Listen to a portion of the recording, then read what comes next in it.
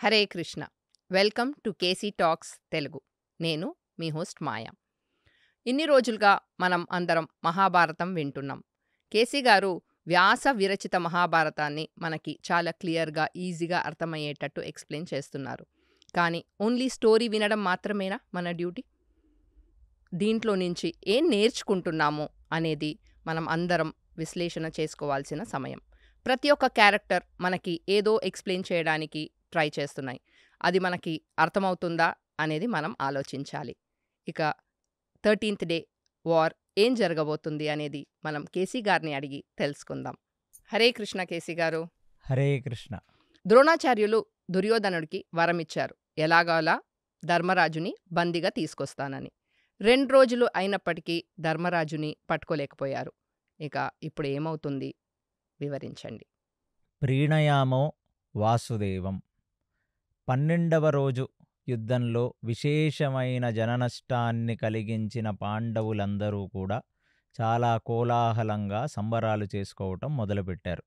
ఎందుకంటే ఆ సంశక్తకులు ఎంత ప్రయత్నించినప్పటికీ అర్జునుణ్ణి నిగ్రహించలేని వారై, ఆ అర్జునుడు చివరాఖరికి భీమసేనుడితో కలిసి ఆ కౌరవసేన లోపలికి చొచ్చుకుపోయి అక్కడ చేసిన బీభత్సానికి కౌరవుల వైపు విశేషమైన జననష్టం కలిగింది. అందులోనూ ద్రోణాచార్యుడి చేతిలోంచి ఒక్కసారి తప్పించుకొని పోయిన ధర్మరాజు మళ్ళీ అర్జునుడు రాగానే అర్జునుడు భీముడు మధ్య వచ్చి నించొని మళ్ళీ అతనికి వీలైనంత యుద్ధాన్ని ఆ రోజు యుధిష్ఠిరుడు చేశాడు.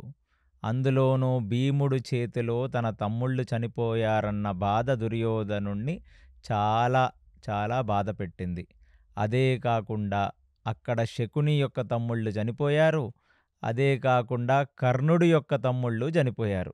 సో ఆ రోజు అర్జునుడు భీముడు చేసిన బీభత్సానికి కౌరవుల వైపు చాలా విశేష జననష్టమే కాకుండా వారి యొక్క బంధువులు కూడా చనిపోవటం కౌరవులను ఎంతగానో బాధపెట్టిన విషయం. ఈ సక్సెస్ని పాండవుల వైపు అందరూ కోలాహలంగా కేరింతలు కొడుతూ వారందరూ హ్యాపీగా వాళ్ళ వాళ్ళ స్థావరాల్లోకి క్యాంపుల్లోకి పాండవులు వెళ్ళిపోవటం జరిగింది. ఇక భీముడు, ధర్మరాజు, నకుల సహదేవులు, అర్జునుడు 5గురు కలిసి ఇవాళ మళ్ళీ 12వ రోజు యుద్ధానంతరం భీష్మాచార్యుల యొక్క అంపశయ్య దగ్గరికి వెళ్ళి ఆ భీష్మాచార్యుల వారు ఆ యోగ నిద్రలో ఉండగా, అంటే ఆయన తన ప్రాణములను తన సుషుమ్నంలో పెట్టుకొని ఆయన కేవలం పరమాత్మ యొక్క అంతర్ముఖమైన సాధన చేస్తూ భీష్మాచార్యుల వారు ఉన్నారు. ప్రతిరోజు యుద్ధం జరిగిన తర్వాత అంపశయ్య మీద ఉన్న భీష్మాచార్యుల దర్శనానికి ఖచ్చితంగా పాండవులు వెళ్ళి వారి యొక్క విశేషమైన వారి కృతజ్ఞతాభావనను ఆ భీష్మాచార్యులకు వ్యక్తపరిచి ఆ భీష్మాచార్యుల వారి దర్శనం చేసుకుందే వాళ్ళు మళ్ళీ తిరిగి వాళ్ళ క్యాంపులోకి వెళ్ళరు. అలాంటిది వాళ్ళ అర్జునుడు ఆ భీష్మాచార్యుల వారు ఆయన యొక్క యోగనిద్రలో ఆయన అంతర్ముఖంగా చేస్తున్న సాధనని చూసి తన తాత అలాంటి ఒక పరిస్థితుల్లో చూసి ఎంతగానో విచారించి, కానీ విధిలిఖితాన్ని మనం ఎవరం మార్చలేము. భీష్మాచార్యులు కూడా పాండవులకి, శ్రీకృష్ణ పరమాత్మకి, సమస్త జనుల యొక్క మంచికి ఆయన తన దేహాన్ని వాళ్ళ త్యాగం చేసి ఆ రక్తం కారుతూ ఆ విపరీతమైన బాధని దిగమింగుకొని ఆయన అంతర్ముఖమైన పరమాత్మ సాధన చేస్తున్నారు అక్కడ. ఆ రోజు ఆ భీష్మాచార్యులు యొక్క కృపకు పాత్రులైన పాండవులందరూ తిరిగి వారి వారి క్యాంపుల్లోకి వెళ్ళి వాళ్ళంతా విశ్రాంతి తీసుకొని అక్కడ నిద్రలోకి జారుకున్నారు.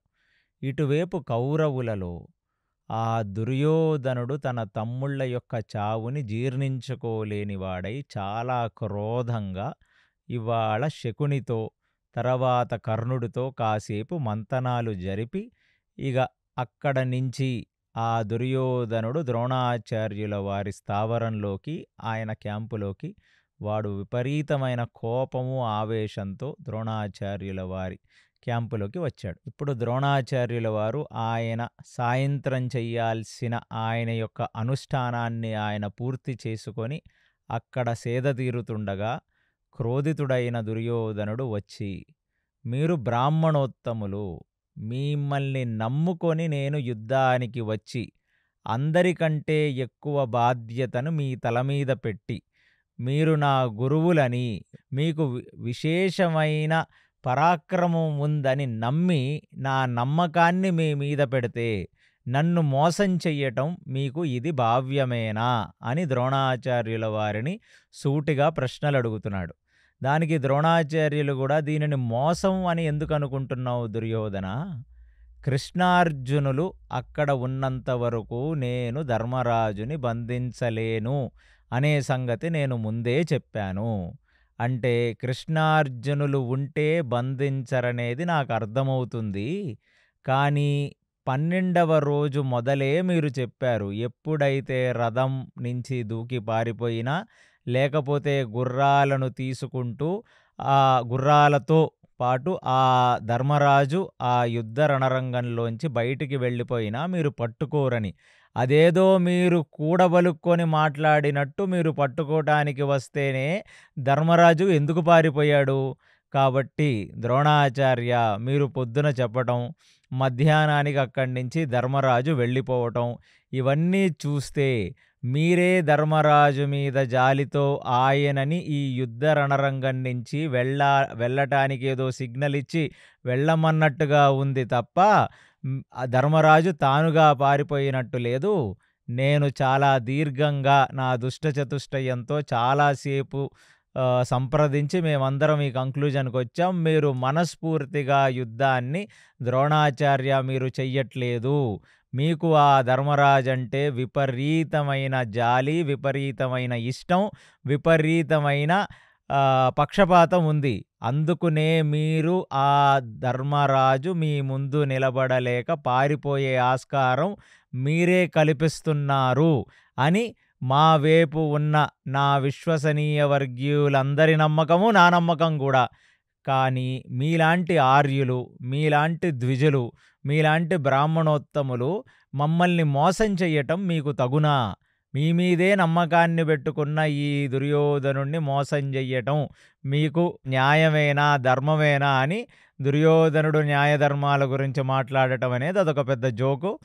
అది ద్రోణాచార్యుల వారు కూడా కొంచెం సీరియస్గా తీసుకొని, దుర్యోధన, నువ్వన్నట్టుగా నేను పక్షపాతపూరితంగా ఈ యుద్ధాన్ని జరపట్లేదు.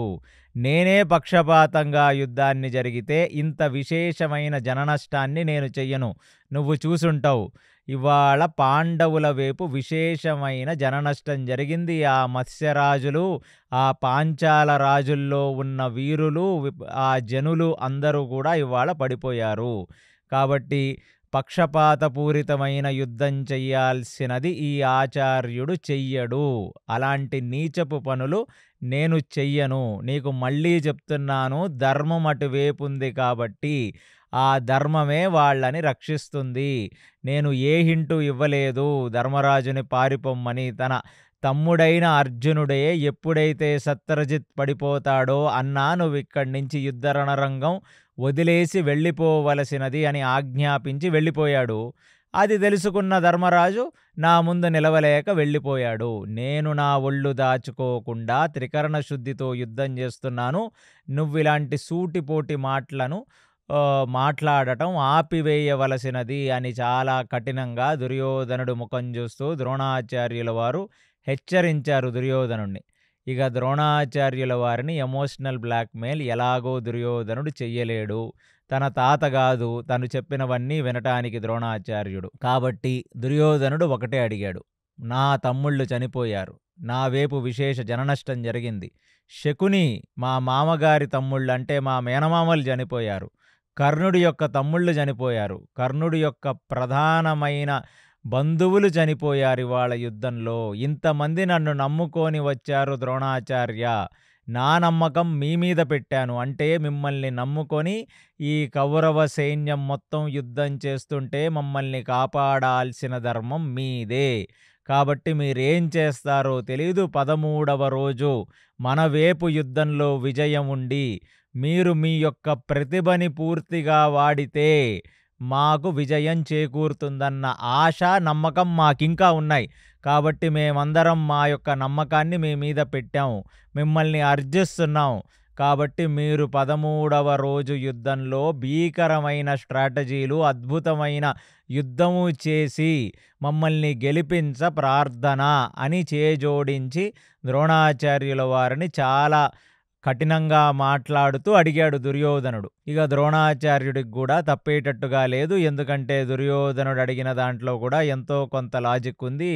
అతని వైపు విశేషమైన జననష్టము జరుగుతుంది. వాళ్ళ బంధువులు పడిపోతున్నారు. దుర్యోధనుడు తమ్ముళ్ళు చచ్చిపోతున్నారు. కాబట్టి ఎంతైనా యుద్ధానికి వచ్చాం కాబట్టి యుద్ధ ధర్మాన్ని మేము పాటించాలి అని ద్రోణాచార్యుడు వాడు సరే ఈ 13వ రోజు యుద్ధంలో నేను నా యొక్క పూర్తి ప్రతిభని ఆల్రెడీ రోజు చూపిస్తూనే ఉన్నాను. ఇక 13వ రోజు ఇంకా నా యొక్క కంప్లీట్ స్ట్రాటజీని నీకు చూపిస్తాను దుర్యోధన. అదే కాక ఈ సంక్షప్తకులని ఖచ్చితంగా వారి యొక్క బలాన్ని ఇంకా పెంచి అర్జునుడిని, కృష్ణుణ్ణి అక్కడి నుంచి దూరంగా తీసుకొని వెళ్ళవలసినదిగా నా యొక్క ఆదేశం అనగానే వీరిరువురు అంటే దుర్యోధనుడు, ద్రోణాచార్యులు వారి సంవాదం మధ్యలోకి ఈ త్రిగర్త సామ్రాజ్యాధీశుడైన సుశర్మ వచ్చి, నాకు ఇంకా కొంచెం బలగం కావాలి దుర్యోధన. ఇవాళ మేము చాలాసేపు ఆ కృష్ణార్జునులను నిగ్రహించే ప్రయత్నం చేశాం. కానీ అర్జునుడిని నిగ్రహించడం అనేది అంత సామాన్యమైన విషయం కాదు. కాబట్టి నాకు ఇంకొంచెం బలాన్ని నువ్వు ఇచ్చినట్లయితే నేను ఇంకా విశేషంగా కృష్ణార్జునులను నిగ్రహించడమే కాకుండా ఇవాళ నేను ఇంకా దూరంగా తీసుకువెళ్ళి ఆ కృష్ణార్జునులను నిగ్రహిస్తాను. మీ యొక్క పగడ్బందీ స్ట్రాటజీని మీరు వేయవలసినది అనగానే ఆ దుర్యోధనుడు ఇంకా కొన్ని బలాలని, ఇంకా కొంచెం సైన్యాన్ని, ఆ సైనిక బలగాలని, ఇంకొన్ని వేల గజాలని, కొన్ని వేల గుర్రాలని, రథాలని అన్నీ కూడా ఈ సంక్షప్తకులు అనే ఈ యొక్క వారికి ఆయన ఈ సూసైడ్ బాంబర్స్కి అడిషనల్ హెల్ప్ ఇవ్వటం జరిగింది. ఇక సంక్షప్తకులు కూడా 12వ రోజు చనిపోయిన ఆ జనులందరికీ కూడా మళ్ళీ రిప్లెనిష్మెంట్ అంటే చనిపోయిన వాళ్ళందరికీ కూడా ఇంకా ఎక్కువ మంది సైన బలాన్ని దుర్యోధనుడు ఇచ్చాడు. కాబట్టి ఇక త్రిగర్త సామ్రాజ్యాధీశుడైన సుశర్మ చాలా కాన్ఫిడెన్స్తో దుర్యోధనుడితో అంటున్నాడు, నేను కోల్పోయిన జనబలానికి నువ్వు ఇంకొంత జనబలాన్ని ఇచ్చావు, ఇంకొంచెం గజబలాన్ని, అశ్వదళాలని ఇచ్చావు. కాబట్టి మా స్థాయికి మించి మేము యుద్ధం చేసి నీ వైపు విజయాన్ని చేకూరుస్తాం, లేకపోతే మేము యుద్ధ రణరంగంలో మరణిస్తాం అని ఆ సుశర్మ చెప్తుండగా ద్రోణాచార్యుల వైపు చూస్తూ మళ్ళీ హేళనగా నా వైపు ప్రభుభక్తి చూపిస్తూ వాళ్ళ స్థాయికి మించి యుద్ధం చేసి సంక్షప్తకులు వాళ్ళ ప్రాణత్యాగం చేస్తున్నారు. ద్రోణాచార్య, మీరు మీ స్థాయికి మించి, మీ నేర్పుకి మించి మీరు ఏదైనా ఒక పగడ్బందీ వ్యూహాన్ని మీరు రచించి పగడ్బందీ స్ట్రాటజీని వేసి ఖచ్చితంగా 13వ రోజు పాండవులను హతమార్చవలసినది, పాండవులను నిగ్రహించవలసినది. ఈ 13వ రోజు మీరు ఎటువంటి సాకు చెప్పకుండా నాకు ఆ ధర్మరాజుని పట్టుకొని నాకివ్వవలసినది అని కోరాడు. ఇక దుర్యోధనుడు కూడా ఇంత పరోక్షంగా ఆయన్ని అవహేళన చేస్తూ సుశర్మయే తన ఒళ్ళు దాచుకోకుండా యుద్ధం చేస్తున్నాడు. ఆ సంక్షప్తకులు ప్రభుభక్తి చాటుతున్నారు, మీరు కూడా మీ యొక్క లాయల్టీని, మీ యొక్క ప్రభుభక్తిని మీరు చాటవలసినది అంటే సంస్కృత భారతంలో అంటే వ్యాస విరచిత భారతంలో ఆ దెప్పుడికి బాగా ప్రెజర్కి లోనైన ద్రోణాచార్యుడు 13వ రోజు నేను ఖచ్చితంగా ఒక పెద్ద వీరుడిని, పాండవుల వేపున్న వీరుడిని నేను హతమారుస్తాను అని ద్రోణాచార్యుడు చెప్పినట్టుగా మనకు వ్యాస విరచిత మహాభారతం చెప్తుంది. కానీ ఈ దుర్యోధనుడు, ద్రోణాచార్యుడు ఇద్దరి యొక్క స్ట్రాటజీ ఒకటే, ఎలా అయినా ధర్మరాజుని బందీగా పట్టుకొని తీసుకురావటం. అదే గురువుగారు కూడా ఆయనకి శపథం చేసి చెప్పినది. కాబట్టి ఆ రాత్రి ఆ దుర్యోధనుడు యొక్క ఆగ్రహం చూసి ఆయనని ఎత్తిపోటు మాటలతో మాట్లాడిన ఆ దుర్యోధనుణ్ణి చూసి ద్రోణాచార్యుల వారు కూడా ఇక నేను ఖచ్చితంగా నా ప్రధాన సేనాధిపత్యానికి నేను న్యాయం చెయ్యాలి, నేను పగడ్బందీ వ్యూహాన్ని రచించాలి అని ఆలోచించుకుంటూ ద్రోణాచార్యుల వారు నిద్రలోకి జారుకున్నారు. 13వ రోజు మొదలయ్యింది. ఇక 13వ రోజు సూర్యోదయంతో ఇరుపక్షాల వీరులు లేచి వారి నిత్య నైమితిక కర్మలన్నీ వారు ఆచరించుకొని ఆ సూర్యుడికి అర్ఘ్యమిచ్చి పూజామందిరాల్లో శుభ్రపరుచుకొని పెట్టిన ఆయుధాలన్నిటికీ కూడా పూజలు జరిపి ఆ ఇష్టదైవాలకు పూజలు చేసి బ్రాహ్మణోత్తములు బంధుమిత్రులు వారికి వీరతిలకాన్ని దిద్దుతుండగా వారి వారి కవచములను వారు వేసుకొని యుద్ధ రణరంగానికి వారు సాగారు. పాండవులు కౌరవులు ఒకరికి ఒకరు అభిముఖంగా కురుక్షేత్ర రణ సంగ్రామంలో నించున్నారు. ఇక పాండవుల వైపు ఆ రోజు సంఖ్య 2 అక్షోహిణులు. 13వ రోజు వచ్చేసరికే పాండవుల 7 అక్షోహిణి సైన్యం కాస్త 2 అక్షోహిణి సైన్యానికి వచ్చేసింది. ఇక కౌరవుల వైపు 11 అక్షోహిణులతో మొదలుపెట్టినది 7 అక్షోహిణి సైన్యానికి కౌరవుల వైపు వచ్చేసింది. ఇవాళ ద్రోణాచార్యుడికి ఒకటి అర్థమైంది, ఖచ్చితంగా వాళ్ళకి డబల్ కంటే ఎక్కువ బలం వీళ్ళ వైపు ఉంది. వాళ్ళ వైపు 2 అక్షోహిణులు ఉంటే వీళ్ళ వైపు 7 అక్షోహిణులు ఉన్నాయి. కాబట్టి మనం ఈ యుద్ధంలో గెలవాలన్నా, ధర్మరాజుని పట్టుకోవాలన్నా, అంటే ధర్మరాజుని సశరీరంగా పట్టుకోవటమే ఇప్పుడు వీళ్ళ జీవితంలో లక్ష్యం తప్ప ఆ యుద్ధాన్ని గెలవటం అనేది వీళ్ళ జీవితాల్లో ఆ లక్ష్యమే లేదు. కాబట్టి ద్రోణాచార్యుడు బాగా ఆలోచించి ఒక కాంప్లెక్స్ వ్యూహాన్ని రచించాడు. వ్యాస భారతంలో ఆ వ్యూహం పేరు చక్రవ్యూహం, ఆంధ్ర మహాభారతంలో ఆ వ్యూహం పేరు పద్మవ్యూహం. సో అసలు సంస్కృత భారతంలో ఉన్న కొన్ని వ్యూహాల పేర్లు మనకు ఆంధ్ర మహాభారతంలో కొంచెం మార్చి రాశారు. కానీ రెండు తప్పని చెప్పడం, అంటే ఇక్కడ పద్మవ్యూహం కూడా తప్పని చెప్పడానికి లేదు. ఎందుకంటే చక్రవ్యూహం చాలా కాంప్లికేటెడ్గా ఉంది. అంటే చక్రవ్యూహం ఎలా ఉందంటే కేవలం ఒక గుండ్రటి చక్రంలా లేదు. ఆ రౌండ్ సర్కిల్లో ఆ గుండ్రపు చక్రం లోపల ఎన్నో చిన్న చిన్న చిన్న చిన్న చక్రాలు కూడా అమర్చబడితే ఎలా ఉండాలో అలా ఒక చక్రవ్యూహం ఉంది. సర్కిల్ లోపల సర్కిల్, దాని లోపల సర్కిల్, దాని లోపల సర్కిల్, దాని లోపల సర్కిల్, అలా మల్టిపుల్ సర్కిల్స్తో చక్రవ్యూహం ఉంది. దాన్నే ఆంధ్ర మహాభారతంలో ఎలా అయితే తామర పువ్వుకి ఒక్కొక్క రేకు తీస్తే ఇంకొక రేకు లోపల వస్తూ ఉంటుందో అలాగా లోపల వరకు రేకులు వస్తూనే ఉంటాయో తామర పువ్వుకి, అందుకనే దాన్ని పద్మవ్యూహం అని అన్నారు. సో ఆ సర్కిల్స్ లోపల మల్టిపుల్ సర్కిల్స్ ఉన్నాయి. ఈ చక్రవ్యూహంలో చాలా పగడ్బందీగా ద్రోణాచార్యులు వారు ఎలా వేశారంటే ప్రతి చక్రానికి ఒక సంఖ్యాబలంతో ఇంతమంది అతిరథులు మహారథులు ఆ చక్రాన్ని ప్రొటెక్ట్ చేస్తూ ఉంటారు.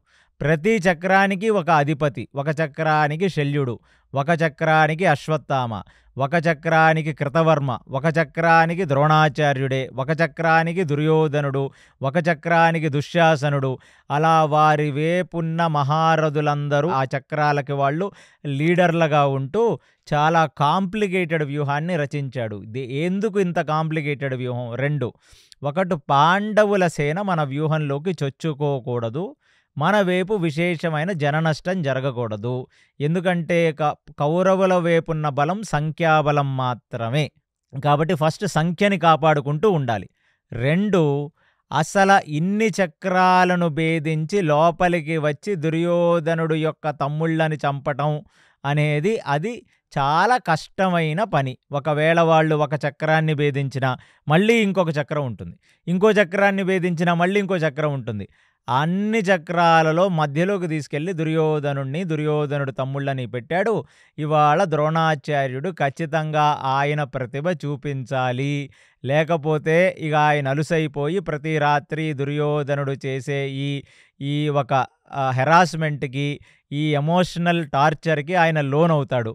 ఎంతైనా ఆచార్యుడు, వీళ్ళకొకప్పుడు పాఠాలు చెప్పిన గురువు. గురువు ఎన్ని మాటలు అనిపించుకోగలడు శిష్యుడి చేత. ఈ దుర్యోధనుడు పాటలు పడలేక, ప్లస్ ఈ దుర్యోధనుడు ఎత్తిపోటు మాటలతో సుశర్మని, ఈ త్రిగర్త సామ్రాజ్యం వాళ్ళని, సంశప్తకులను చూపించి వారి దగ్గర ఉన్నంత ప్రభుభక్తి కూడా నాకు మీ యందు కనబడట్లేదన్నాడు కదా! కాబట్టి ఇంకా ఆయన యుద్ధ నైపుణ్యం చూపించుకోవాలి కాబట్టి ఇలాంటి కాంప్లెక్స్ వ్యూహం రచించాడు. ఇది చూసిన దృష్టద్యుమ్నుడు ఇప్పుడు ధర్మరాజుతో అంటున్నాడు, అటువేపు భీకరమైన చక్రవ్యూహం రచన జరిగింది. కాబట్టి వాళ్ళు ఇవాళ మన మీద అఫెన్స్, అంటే మన మీద మన వ్యూహంలోకి వచ్చే ప్రయత్నం ఈ కౌరవులు చెయ్యరు. వాళ్ళల్లోకి చొచ్చుకుపోయి వెళ్ళటానికి మాత్రమే మనం ప్రయత్నించాలి. కాబట్టి ఇవాళ మనం ఏ వ్యూహం రచించాల్సిన అవసరం లేదు. ఎందుకంటే ఆ చక్రవ్యూహంలో అది డిఫెన్స్ వ్యూహం. అంటే అది ఒకళ్ళని అఫెన్స్ చేయడానికి, అంటే ఇంకొక వ్యూహంలోకి చొచ్చుకుపోవడానికి చక్రవ్యూహం కనపడదు. పొరలు కింద ఏర్పడి వాళ్ళ వ్యూహంలోకి మనమే చొచ్చుకుపోవాలి. కాబట్టి మనం అందరం ఏం చేద్దామంటే, మన వేపున్న మహారథులందరూ, అంటే దృష్టద్యుమ్నుడు, నకులుడు, సహదేవుడు, ఈ భీముడు, అర్జునుడు, ద్రుపదుడు, విరాటుడు, వాళ్ళ వైపు ఉన్నవాళ్లే తక్కువ, బాగా యుద్ధం చేసేవాళ్ళు. మనందరం కూడా ఒకే వైపు ఉంటూ ఒకవైపు నుంచే ఈ వ్యూహంలోకి భేదించి చొచ్చుకు వెళదాం. కాబట్టి మన వైపు పెద్దగా వ్యూహం అరేంజ్ చేయాల్సిన అవసరం లేదని దృష్టద్యుమ్నుడు అన్న మాటతో ఆ ధర్మరాజు కూడా ఏకీభవించాడు. ఇప్పుడు ఆ చక్రవ్యూహం వెనకాల సంశప్తకులు బాగా ఒక విశేషమైన జనబలంతో, దుర్యోధనుడు ఇచ్చాడు కదా, ఆ జనబలంతో వెనకాల వెయిట్ చేస్తున్నారు. ఎప్పుడైతే ఆ యుద్ధానికి సంసిగ్ధులై వారు వారి యొక్క శంఖాలను పూరిస్తూ, ఇక పాండవుల వైపు ఉన్న వాళ్ళందరూ ఆ రోజు, ఎందుకంటే ఒకరి వైపుకు ఒకరు చొచ్చుకుపోవటాలు లేవు, కేవలం కౌరవుల వైపే పాండవులు చొచ్చుకొని పోవాలి, ఆ చక్రవ్యూహాన్ని భేదించాలి.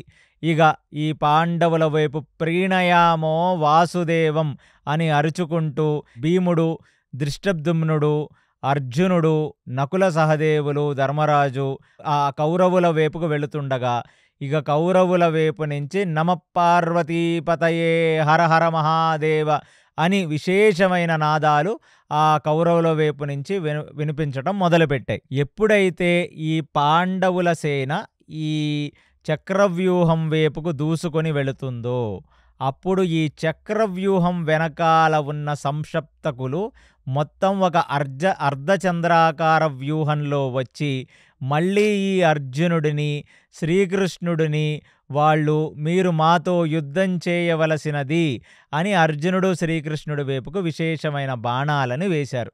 అది చూసిన అర్జునుడికి అర్థమైంది, నేనివాళ పూర్తిగా ఈ సంశప్తకులను నాశనం చేస్తే తప్ప వీళ్ళు మనల్ని వదలరు. నిన్న ఇన్ని రకాలుగా మనం ఆయుధాలని వేసి, అస్త్రాలని వేసి వీళ్ళని బాధ పెట్టినా, ఇవాళ పునః ఉత్సాహంతో, కొత్త సైనిక బలంతో వీళ్ళందరూ వచ్చారు. కాబట్టి కృష్ణ, రథాన్ని నువ్వు అక్కడికి తీసుకువెళ్ళవలసినది. నేనివాళ ఎట్టి పరిస్థితుల్లో ఈ సంశప్తకులు మళ్ళీ 14వ రోజు కనపడనంతగా విశేషంగా గాయపరిచి వాళ్ళని కంప్లీట్లుగా నిర్మూలన చేస్తాను అని అర్జునుడు చెప్పడంతో ఇక శ్రీకృష్ణుడు తన యొక్క రథాన్ని ఆ సంశప్తకుల వైపుకు తోలుకొని వెళ్ళిపోయాడు. సో ఆ యుద్ధ రణరంగంలో పాండవులు చక్రవ్యూహాన్ని భేదించే ప్రయత్నం చేస్తుండగా సంశప్తకులని నిగ్రహించే ప్రయత్నంగా కృష్ణార్జునులు వెళ్ళిపోయారు. వెళ్ళిపోతుంటే ఇవాళ బాణాలు వేసి పిలిచిన సంశప్తకులు అసలు అర్జునుడు వస్తుంటే అర్జునుడితో పాటు వాళ్ళు కూడా ఆ యుద్ధంలో ఇంకా వెనక్కి వెనక్కి వెనక్కి జరుగుతున్నారు. ఎంత వెనక్కి జరిగారయ్యా అంటే, వారు ఏ విరాటరాజు యొక్క రాజ్యం డైరెక్షన్ ఉందో ఆ డైరెక్షన్లో చాలా దూరం వరకు వీళ్ళని తీసుకెళ్ళిపోయారు. ఈ అర్జునుడిని, శ్రీకృష్ణుడిని. అంటే సుమారుగా మీ యొక్క ఊహకి కొన్ని ఒక 10 మైళ్ళు 20 మైళ్ళ దూరానికి తీసుకెళ్ళిపోయారు వీళ్ళు, ఈ సంశప్తకులు, ఈ కృష్ణార్జునులు. ఎందుకంటే అక్కడైతే చాలా ఓపెన్ స్పేస్ ఉంటుంది, అక్కడ బాగా యుద్ధం చెయ్యొచ్చు అని. ఇప్పుడు ఇక అర్జునుడు, శ్రీకృష్ణుడు సంశప్తకులతో పోరాటం చేస్తుండగా పాండవులు ఆ చక్రవ్యూహాన్ని భేదించటానికి ఎన్నో రకాల ప్రయత్నాలు చేస్తున్నారు. ఎన్ని ప్రయత్నాలు చేసినా ద్రోణాచార్యుడు చక్రవ్యూహం యొక్క ముఖం దగ్గర ఉండి ఆయన విశేషమైన బాణపరంపర వేసేస్తూ అసల భీముడిని గాని, నకులుడిని గాని, సహదేవుడిని గాని, ఆ ధర్మరాజుని గాని ఒక ఇంచు కూడా ముందుకు కదలలేనట్టుగా ఆయన నిగ్రహించేస్తున్నాడు. ఆయనకు అశ్వత్థామ తోడై అసలు వాళ్ళు కనీసం చక్రవ్యూహం దగ్గరికి కూడా రానివ్వకుండా వాళ్ళని నిగ్రహించేస్తున్నారు. అది చూచి ఈ ధర్మరాజుకి ఒక డౌట్ వచ్చింది. ఇప్పుడు దృష్టద్యుమ్నుడిని పిలిచి చెప్తున్నాడు, చక్రవ్యూహానికి అధిష్టాన దేవత నారాయణుడే. కాబట్టి చక్రవ్యూహాన్ని మన యొక్క శౌర్యంతోనో మన యొక్క భుజపరాక్రమంతోనో చక్రవ్యూహాన్ని భేదించలేము. నాకు ఈ విషయాన్ని శ్రీకృష్ణ పరమాత్మ ఒకసారి నాకు చెప్పటం జరిగింది. కాబట్టి చక్రవ్యూహానికి సంబంధించిన నారాయణ మంత్రాన్ని తీసుకొని గురుముఖంగా దాన్ని ఉపాసన చేసి మంత్రసిద్ధి పొందినవాడు మాత్రమే ఈ చక్రవ్యూహాన్ని భేదిస్తాడు. నాకు తెలిసినంతవరకు చక్రవ్యూహాన్ని భేదించడం అనేది కేవలం ముగ్గురికే తెలుసు. ఒకటి శ్రీకృష్ణ పరమాత్మకు తెలుసు. అలాంటి శ్రీకృష్ణ పరమాత్మ యుద్ధ నైపుణ్యాన్ని తన కొడుకైన ప్రద్యుమ్నుడికి నేర్పిస్తూ ఎప్పుడైనా ద్వారక మీదకి ఎలాంటి విశేషమైన ఈ దుష్టులు, ఈ జరాసంధుడు, ఈ శిశుపాలుడు లాంటి వాళ్ళు, ఏకలవ్యుడు లాంటి వాళ్ళు కృష్ణుడు ద్వారకలో లేనప్పుడు చూసుకొని ఆ ద్వారక మీదకి యుద్ధానికి వచ్చేస్తుంటారు వీళ్ళు. అలాంటి ఒక పరిస్థితుల్లో ఎప్పుడైనా ఈ చక్రవ్యూహం అనేది ఏర్పరిస్తే ఇదిగో ఈ మంత్రం, ఈ నారాయణ మంత్రాన్ని నువ్వు ఉపాసన చేసి మంత్రసిద్ధిని పొందినప్పుడే నువ్వు చక్రవ్యూహాన్ని భేదించగలవు అని ప్రద్యుమ్నుడికి ఇచ్చాడు. అలాంటి శ్రీకృష్ణ పరమాత్మే అర్జునుడికి కూడా ఈ మంత్రాన్ని ఇచ్చాడు. మీరందరూ కూడా ఇదొక విషయంగా మీకు చెప్తున్నాను. ఎలా అయితే ప్రతి అస్త్రానికి ఒక అధిష్టాన దేవత ఉంటారో, ప్రతి వ్యూహానికి కూడా ఒక అధిష్టాన దేవత ఉంటారు. ఆ వ్యూహాన్ని భేదించి లోపలికి వెళ్ళాలంటే ఆ అధిష్టాన దేవతని మీరు ప్రసన్నపరుచుకుంటే తప్ప మీరు లోపలికి వెళ్ళలేరు అని ధర్మరాజు ఈ విషయాన్ని దృష్టద్యుమ్నుడికి, భీముడికి చెప్తుండగా ఆ పక్కకు వచ్చిన అభిమన్యుడు తన పెదనానైన ధర్మరాజుతో ఈ విషయం చెప్తున్నాడు. ఉపప్లావ్యంలో ఎప్పుడైతే ఉత్తరకి నాకు పెళ్లి జరిగి నేనక్కడున్నానో అప్పుడు అర్జునుడు నాకు ఈ నారాయణ మంత్రోపాసన చేశాడు. నేను ఆ రోజు నుంచి ఈ రోజు వరకు ఆ నిత్య నైమితిక కర్మల్లో నేను చేసే ఆ జపంలో నేను ఖచ్చితంగా నారాయణ మంత్రాన్ని చేస్తూ నేను నారాయణ మంత్ర సిద్ధి పొందాను. కాబట్టి నేను ఖచ్చితంగా ఈ చక్రవ్యూహాన్ని భేదించగలను. శ్రీకృష్ణ పరమాత్మ యొక్క మంత్రోపాసన, ఆ నారాయణ మంత్ర సిద్ధితో నేను ఈ చక్రవ్యూహాన్ని భేదించగలనని చెప్తే ఆ చిన్నపిల్లవాడిని చూచి ఎంతగానో ఆనందపడ్డ ధర్మరాజు, అయితే అభిమన్య, నీకు ఈ మంత్రసిద్ధి ఉంది కాబట్టి నువ్వు ఈ చక్రవ్యూహాన్ని భేదిస్తే మేము నీ వెనక నుంచి లోపలికి వెళ్ళి మేము చెయ్యాల్సిన ఈ దుష్ట సంహారం మేము చేస్తాం.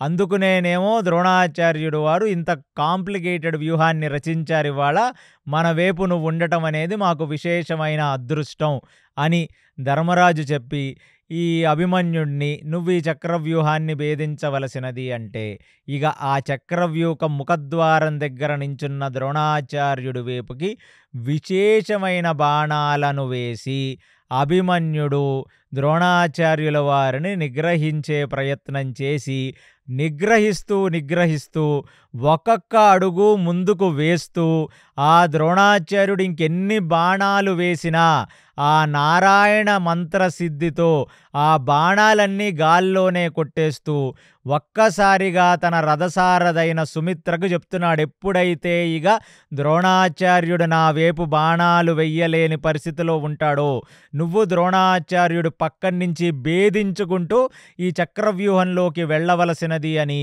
బాణం వెనక బాణం, బాణం వెనక బాణం, బాణం వెనక బాణం వేస్తూ ఒక్కొక్క అడుగు ముందుకు వేస్తూ మనస్సులో ఆ నారాయణ మంత్రాన్ని జపిస్తూ ఆయన తన రథాన్ని ద్రోణాచార్యుడి రథం పక్కన నుంచి ఇలా భేదిస్తూ చక్రవ్యూహం లోపలికి వెళ్ళిపోయాడు.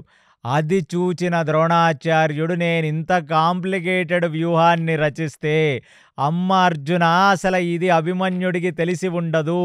నువ్వు సంశప్తకులతో దూరంగా వెళ్ళి యుద్ధం చేస్తావు. కృష్ణుడు అక్కడే ఉంటాడు. ఈ ప్రద్యుమ్నుడు ఈ యుద్ధానికి రాలేదు. కాబట్టి అసలు వ్యూహాన్ని ఎవరూ భేదించలేరని నేనింత పగడ్బందీ వ్యూహం వేస్తే ఇంత తక్కువ కాలంలోనే నువ్వు మంత్రదీక్ష అభిమన్యుడికి ఇవ్వటం, అభిమంతుడికి మంత్రసిద్ధి జరగటం, నన్ను నిగ్రహించి చక్రవ్యూహంలోకి వెళ్ళిపోవటం అన్నీ జరిగాయా అని మనసులో అనుకొని ఏ అభిమన్యుడి రథమైతే చక్రవ్యూహంలో చొచ్చుకుంటూ లోపలికి వెళ్ళిపోయిందో ఆ రథం వెనకాలే ద్రోణాచార్యుడు అభిమన్యుడిని నిగ్రహించడానికి ద్రోణాచార్యుడు కూడా అభిమన్యుడు వెనకాల వెళ్ళిపోతున్నాడు. ఇదంతా గమనించిన దుర్యోధనుడు, శకుని వీళ్ళందరూ కూడా పిల్లవాడైనా వీడు చాలా ధీటుగా చక్రవ్యూహాన్ని భేదించి వెళ్ళిపోయాడు, నా గురువిగా దీనికి ఏం ఆన్సరిస్తాడో చూద్దాం దుర్యోధనుడు అనుకుంటూ ఉండగా ఆ లోపలికి పరిగెత్తిన అభిమన్యుడు వెనకాల ద్రోణాచార్యుడు కూడా రథాన్ని ఆయన వైపుకు పోనిస్తుండగా ఇక ఈ గ్యాపులో ఎప్పుడైతే పాండవులు చచ్చుకుంటూ ఈ చక్రవ్యూహంలోకి వచ్చేస్తారో వీళ్ళని అడ్డుకోవలసినది అని అటువైపున్న శకునిని, దుశ్శాసనుణ్ణి, జయద్రథుణ్ణి, కర్ణుణ్ణి అందరినీ ఆదేశించాడు ఈ దుర్యోధనుడు. వీళ్ళందరూ అక్కడికి వచ్చి పాండవులను నిగ్రహించలేకపోగా జయద్రథుడు మాత్రం భీకరమైన బాణాలేసేసి ధర్మరాజుని, భీముడిని, నకులుడిని, సహదేవుణ్ణి, విరాటరాజుని, ఆ ద్రుపదరాజుని ప్రతి వాళ్ళని నిగ్రహించేస్తున్నాడు. అది చూచిన దుశ్శాసనుడు, అది చూచిన శకుని అసలు జయద్రథుడికి ఇంత శక్తి ఎక్కడి నుంచి వచ్చింది అని ఒక్కసారిగా ఎంతో ఆనందపడి మురిసి మురిసి చూస్తున్నారు ఈ జయద్రథుడిని. జయద్రథుడు కూడా ఎక్కడో ఒక పూనకం వచ్చిన వాడిలాగా ఆ చక్రవ్యూహం యొక్క ముఖద్వారం దగ్గర నించొని ఒక్క పాండవుణ్ణి కూడా అసలు ముందుకు రానివ్వకుండా బాణప్రయోగం చేస్తున్నాడు.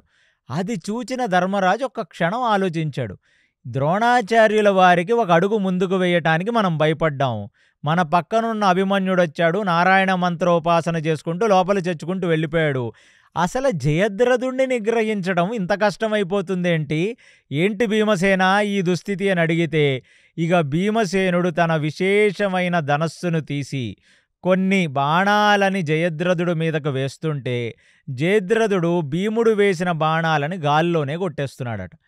ఇక గాల్లోనే కొట్టేస్తుంటే భీముడికి కూడా ఒక క్షణం అర్థం కాలేదు, జయద్రథుడికి ఇంత టాలెంట్ లేదే, అయినా సరే ఇంత బాగా ఎలా యుద్ధం చేస్తున్నాడు అని. ఇప్పుడు ఏం చెప్పాడంటే, నకుల సహదేవులు మీరు జయద్రథుడిని బాణాలతో నిగ్రహిస్తే నేను భూమి మీదకు దూకి నా గదాదండంతో జయద్రథుడి దగ్గరికి వెళ్ళి ఆ గదతో వాడి రథాన్ని పటాపంచలు చేసి నేను ఒక దారి క్రియేట్ చేస్తాను, ఆ అభిమన్యుడితో వెనకాల ఉన్న దారిలోనే మనందరం లోపలికి వెళ్ళిపోదాం అని భీముడు అంటే, సరే అలాగే చేస్తామన్నయ్య అని నకులుడు, సహదేవుడు, ధర్మరాజు, విరాటరాజు, ద్రుపదరాజు ఇంతమంది బాణాలు వేస్తుంటే ఏదో పూనకం వచ్చిన వాడిలాగా జయద్రథుడు అంటే సింధురాజ్యాధీశుడు, ఆయనకి తెలుగు వాళ్ళు పెట్టిన పేరు సైంధవుడు, ఆ సైంధవుడు వేసే బాణదాటికి అసలు పాండవులు నిలవలేకపోగా వాళ్ళకి చెమటలు పట్టాయి. అది చూచిన నకులుడు చెప్తున్నాడు భీమసేనుడితో, మేము అసలు చెయ్యలేకపోతున్నాము ఈ యుద్ధం, నువ్వే అతన్ని ధనస్సును విరిచేస్తే ఇంకో ధనస్సును తీసి యుద్ధం చేస్తున్నాడు, కాబట్టి మేము జయద్రథుడిని నిగ్రహించలేము అంటే మళ్ళీ భీముడు మళ్ళీ తన రథం ఎక్కి అక్కడి నుంచి కొన్ని వందల బాణాలు వేస్తుంటే జయద్రథుడు బాణాలన్నీ గాల్లోనే కొట్టేస్తున్నాడు. అప్పుడు భీముడు చూచి ధర్మరాజుతో ఒక మాట అన్నాడు, యుద్ధం చేస్తున్నది జయద్రథుడు కాదు అని. ధర్మరాజు భీముడిని చూసి అడుగుతున్నాడు, అదేమిటి మన కళ్ళ ముందు జయద్రథుడు కనబడుతున్నాడు కదా అంటే, జయద్రథుడు పరమ అధార్మికుడు, వాడికంత శక్తి లేదు, మన నలుగురిని నిగ్రహించే ప్రతిభ అంతకంటే లేదు, నాకు అతనిలో రుద్రావేశం కనబడుతుంది, రుద్రానుగ్రహం కనబడుతుంది అని ఖచ్చితంగా చెప్పేశాడు. అసలు అది విన్న ధర్మరాజు నెత్తిపట్టుకున్నాడంటే జయద్రథుడికి ఒక విశేషమైన అనుగ్రహం ఉంది. ఎప్పుడైతే ద్రౌపదిని వనపర్వంలో ఒక ముని ఆశ్రమంలో ఉన్న ద్రౌపదిని చెరచటానికి వచ్చాడో ఇక చెరచలేక ద్రౌపది జుట్టు పట్టుకొని తన రథానికి కట్టేసి అటు నుంచి ద్రౌపదిని తీసుకువెళ్ళిపోతున్నాడు.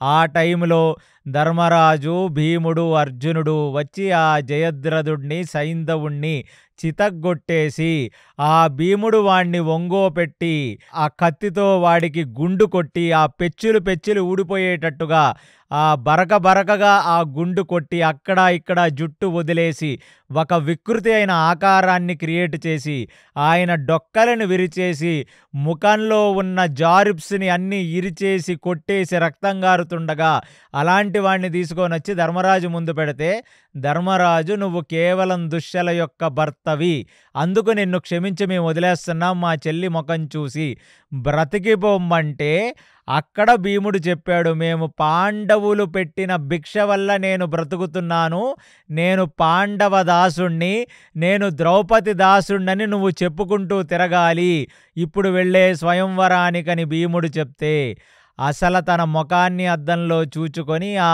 మొత్తం సగం గుండు అది కూడా పెచ్చుల కింద వదిలేసి రక్తం కారుతూ ముఖమంతా కందిపోయి అదంతా చూచి ఎంతగానో మానసిక క్షోభపడిన ఈ జయద్రథుడు అక్కడి నుంచి సుందర్బన్ ఫారెస్ట్ అంటే ఎక్కడైతే గంగ వెళ్ళి ఆ సముద్రంలో బే ఆఫ్ బెంగాల్లో కరుస్తుందో ఆ అడవులలో ఆ సుందర్బన్ ఫారెస్ట్లో వెళ్ళి అక్కడ విశేషంగా తపస్య చేసి తిండి మానేసి నీళ్లు మానేసి తన శరీరం చిక్కి శీల్యమై ఓన్లీ బొక్కలు ప్లస్ పైన ఉన్న ఆ ఎముకలు వాటి మీద కప్పబడ్డ తోలుతో ఆయన చేసిన అంత భీకరమైన మహాదేవుడి యొక్క తపస్సు, శివుడి యొక్క తపస్సుకి ఆయన శివుడు ప్రత్యక్షమై నీకేం వరం కావాలో కోరుకోమ్మంటే జయద్రథుడు నాకు పాండవులను సంహరించే వరం కావాలని అడిగితే ఆ పాండవులను సంహరించే వరం నీకివ్వలేను, ఎందుకంటే నా అనుగ్రహంతో అర్జునుడు పాశుపతాస్త్రాన్నే తీసుకొని భూమి మీద ఉన్నాడు. సో అర్జునుణ్ణి ఓడించడం అంటే నన్ను ఓడించడం లాంటిదే, కాబట్టి నువ్వు ఆ వరం అడగను వద్దు, నేను ఆ వరం ఇవ్వను లేను, కాబట్టి అలాంటి వరం తప్ప ఇంకొక వరాన్ని కోరమంటే అయితే నలుగురు పాండవులను సంహరించే వరాన్ని అడిగితే నలుగురు పాండవులు దేవతాంశలు సాక్షాత్ శ్రీకృష్ణుడు శ్రీమన్నారాయణుడి చేత వాళ్ళు కాపాడబడుతున్నారు, కాబట్టి నీ యొక్క ప్రతిభకి, నీ యొక్క మేధస్సుకి, నీ యొక్క శక్తికి, నీ యొక్క వాల్యూకి నీకిచ్చే వరం ఒకటే కుదురుతుంది. ఏమిటి అంటే ఒకరోజు మాత్రం నలుగురు పాండవులను నువ్వు యుద్ధంలో ఓడించగలవు, నిగ్రహించగలవు. అంటే ఇక చేసిన తపస్యకి best out of the bad bargain దొరికిందే ఒక ఆ రుద్రానుగ్రహం అని తీసుకున్నాడు. ఎప్పుడైతే అభిమన్యుడు ద్రోణాచార్యుల వారి పక్కన నుంచి చక్రవ్యూహాన్ని భేదించుకుంటూ లోపలికి వెళ్ళిపోయారు, ఇక జయద్రథుడికి అది గుర్తొచ్చింది. ఈ అభిమన్యుడు క్రియేట్ చేసిన దారి వెంటే నలుగురు పాండవులు లోపలికి వస్తారు కదా, వస్తే చక్రవ్యూహాన్ని మళ్ళీ వాళ్ళు చిందరవందర చేస్తారు కదా, కాబట్టి అలాంటి ఒక అవకాశాన్ని ఇవ్వకుండా ఇవాళ నేను నా పూర్తి ప్రతిభని చూపించి ఈ దుర్యోధనుడికి వాడి చెల్లిని పెళ్లి చేసుకున్నందుకు నేను వాడికి ఒక కానుకగా ఈ యువరాజుకు నేను సేవ చేస్తానని ఇవాళ తన యొక్క రుద్రానుగ్రహాన్ని వాడుతున్నాడు. ఇది భీముడు ధర్మరాజుకు చెప్పాడు. అంటే ఇక భీముడు తేల్చి చెప్పేశాడు, మనం ఎంత కష్టపడ్డా రుద్రాశీర్వాదం అంటే అది ఆ యుద్ధం చేస్తున్నది జయద్రథుడు కాదు, జయద్రథుడు లోపల ఇప్పుడు రుద్రావేశం ఉంది, ఆ రుద్రంశే మనల్ని నియంత్రిస్తుంది, కాబట్టి అన్నా మనం ఈ యుద్ధంలో జయద్రథుడిని భేదించి ఈ లోపలికి వెళ్ళటం అనేది కలే అనగానే ఒక్కసారిగా ధర్మరాజు ఒకసారి గాలిలో చూచి అయ్యో ఈ విషయాన్ని తెలియకుండా చిన్న పిల్లవాడైన అభిమన్యుణ్ణి మనం భేదించి లోపలికి వెళ్ళమన్నామే, అసలు అభిమన్యుడు పరిస్థితి ఏమిటి ఒకసారి చూసి నాకు చెప్పవలసినది అని ఈ పాండవుల వైపున్న వాళ్ళు ఆ కౌరవుల యుద్ధం లోపలికి ఆ చక్రవ్యూహంలోకి భేదించుకొని వెళ్ళిపోయిన అభిమన్యుడు గురించి ఒక రన్నింగ్ కామెంటరీ ఇస్తున్నారు వాళ్ళకి, అసలు లోపల అభిమన్యుడు ఎలా చేస్తున్నాడని. సో మనం కొంచెం వెనక్కి వస్తే అభిమన్యుడు ఏ క్షణమైతే ఈ ద్రోణాచార్యులు పక్కన నుంచి నారాయణ మంత్రోపాసనతో చక్రవ్యూహాన్ని భేదించుకొని వెళ్ళిపోయాడో అతన్ని ఆపడానికి ఆ అభిమన్యుడు వెనకాల ద్రోణాచార్యులు వారు వెళ్తున్నారు. ఇక అభిమన్యుడు యొక్క దారిలో ఒక చక్రం, మళ్ళీ ఇంకొక చక్రం, ఇంకో చక్రం వస్తుంటే ఫస్ట్ ఏనుగు దళాలొచ్చాయి. ఆ ఏనుగులు భీకరంగా అరుచుకుంటూ, ఆ ఏనుగు మావిటి వాళ్ళు, ఆ ఏనుగు గజదళాలలో పైన ఉన్నవాళ్ళు అభిమన్యుడి వైపుకు బాణాలు వేసేస్తుంటే తన కవచాన్ని అడ్డం పెట్టుకొని ఆ ఏనుగుల మధ్య నుంచి తన రథాన్ని పోనిస్తూ ఆ పైన ఉన్న వాళ్ళని అభిమన్యుడు బాణాలతో కొట్టేసి ఫస్ట్ ఏనుగులందరినీ, అంటే ఈ గజదళాలందరినీ భేదించి మళ్ళీ లోపల ఇంకొక సర్కిల్లోకి వెళ్ళాడు. అక్కడికెళ్ళగానే అసలు కాంబోజ సింధు రాజ్యాలకు చెందిన విశేషమైన గుర్రాలున్నాయి. అంటే heaviest, the best breed of horses. దాని మీద కనీసం 10,000 మంది రథ సైనికులు, అంటే రథదళం అన్నమాట. అంటే ఇది 2 గుర్రాలు, ఒక రథం. వాళ్ళందరూ ఆ గుర్రాలను ధీటుగా అభిమన్యుడి వైపుకు పోనిస్తూ ఆయన వైపుకు బాణాలు వేస్తుంటే ఒక చేత్తో కవచాన్ని పెట్టుకొని ఇంకొక చేత్తో బాణాలను తీసి ఆ కవచాన్ని కూడా తన కాలుతో నిగ్రహించి ఆయన వైపు తగలకుండా కొన్ని వందల బాణాలని ఈ ఈ ఈ ఈ కాంబోజ సింధు రాజ్యానికి చెందిన ఈ గుర్రాల రధికుల మీదకు బాణాలు వేసి వాళ్ళందరినీ భేదించాడు. ఇప్పుడు ఇంకొక సర్కిల్ లోపలికి వెళ్తే అక్కడ మొత్తం 10,000 మంది పాద సైనికులు, అంటే వాళ్ళు పాదాలతో నిలబడి యుద్ధం చేసే, చేతుల్లో బళ్ళాలు, చేతుల్లో ఖడ్గాలు, చేతుల్లో బరిసెలు, చేతుల్లో ధనస్సులు పెట్టుకున్న వాళ్ళందరూ వస్తే వాళ్ళ వైపు కూడా విశేషమైన బాణాలు వేసి ఆ చక్రవ్యూహం మధ్యలోకి వెళ్ళిపోయాడు. ఇలా ఒక చక్రాన్ని భేదించుకుంటూ మధ్యలోకి వెళ్ళిపోయిన అభిమన్యుడు వెనకాల ద్రోణాచార్యుల వారు కూడా ఫాలో అవుతూ మధ్యలోకి వచ్చేశారు. అసలు పిల్లవాడు ఒక క్షణిక కాలంలో అన్ని చక్రాలను భేదించి చక్రవ్యూహం మధ్యలోకి వెళ్ళి నించున్నాడు. అసలు ఏమిటి వీడి పరాక్రమం అని ద్రోణాచార్యుడు ఒక్కసారిగా కళ్ళు పెద్దవి చేసుకొని ఆగిపోయిన ఆ అభిమన్యుణ్ణి చూచాడు. ఒక్కసారి అభిమన్యుడు ఎలాగున్నాడంటే అతను బంగారపు కవచాన్ని ధరించి, ఆయన యొక్క రథసారథి సుమిత్ర, ఆ సుమిత్ర రథాన్ని ఎంత బాగా నడుపుతున్నాడంటే ముందుకు వస్తున్న ఏనుగుల కాళ్ల సందుల్లోంచి పక్కన్నించి రథాన్ని నడుపుకుంటూ అసలు నావిగేట్ చేసిన తీరు చూసి, అసలు సుమిత్ర రథాన్ని నడపటం చూస్తే ఒక శల్యుడు, ఒక కృష్ణుడు రథం నడిపినంత నేర్పుగా నడిపాడని ద్రోణాచార్యుడు ఆ సుమిత్రని చూస్తే వెనకాల ఒక పెద్ద ప్రకాశవంతమైన గోల్డెన్ ఆర్మర్ మెరుస్తుంటే చేతికి కట్టుకున్న ఆ కడియాలు, ఆ చేతికి కట్టుకున్న ఆ అభిమన్యుడి యొక్క తాళ్ళు అవన్నీ మెరుస్తున్నాయి. చేతికి ఆయన వేసుకున్న రకరకాల బంగారపు స్ట్రింగ్స్ అన్ని, కొత్త పెళ్లి కొడుకు కదా, బాగా జ్యువెలరీ అంతా ఉంది అభిమన్యుడి మీద. ఆ నగలన్నీ మెరుస్తుంటే అసలు ఆయన ధనస్సు పట్టుకొని నించుంటే ద్రోణాచార్యుడికి ఒక సుబ్రహ్మణ్య స్వామి అక్కడ చిన్న పిల్లవాడిలాగా ఆ రథం మీద నించున్నాడా అని నిర్ఘాంతపోయి కళ్ళు పెద్దవి చేసుకొని ద్రోణాచార్యుడు చూస్తుంటే ఈ విషయాన్ని సంజయుడు ధృతరాష్ట్రుడికి చెప్తున్నాడు. వచ్చాడు నీ చక్రవ్యూహంలోకి, నీ సిపుత్రులు రచించిన ఈ చక్రవ్యూహంలోకి దూసుకుంటూ ఒక బాలుడొచ్చాడు. ఆ బాలుణ్ణి చూడటానికి మొత్తం ఏరియల్ స్పేస్లో ఉన్న దేవతలు, యక్షులు, కిన్నర, కింపురుష, గాంధర్వులు మొత్తం నిండిపోయారు. అసలు ఆ బాలుడు చూడటానికి ఎలాగున్నాడో తెలుసా ఓ ధృతరాష్ట్ర? దేవదానవుల యుద్ధం జరిగితే తన శూలాన్ని పట్టుకొని ఒక్కడే ఆ దానవుల వైపు పరిగెత్తుకుంటూ వెళ్ళి ఆ శూలాన్ని గాల్లోకి విసిరినప్పుడు ఆ శూలము యొక్క ప్రకాశమ శక్తితో, ఆ శూలము యొక్క ధ్వనితో ఎలాగైతే ఆ దానవులందరూ ముడుచుకుపోయి చెవులు అవి మూసుకుంటారో అలాగ అభిమన్యుడు అలా చొచ్చుకుంటూ నీ చక్రవ్యూహం మధ్యలోకి వెళ్ళిపోయాడు.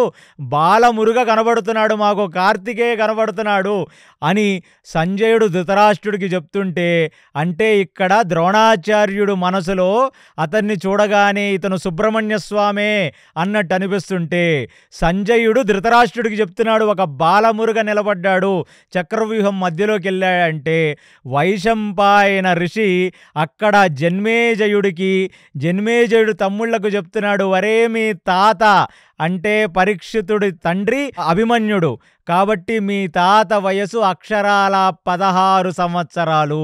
ముఖం మీద ఇంకా పూర్తిగా మీసమే సరిగ్గా మొలవలేదు, ఇంకా బాల మీసం ఉంది, చిన్న మీసాలు అప్పుడప్పుడే బయటికి వస్తున్నాయి.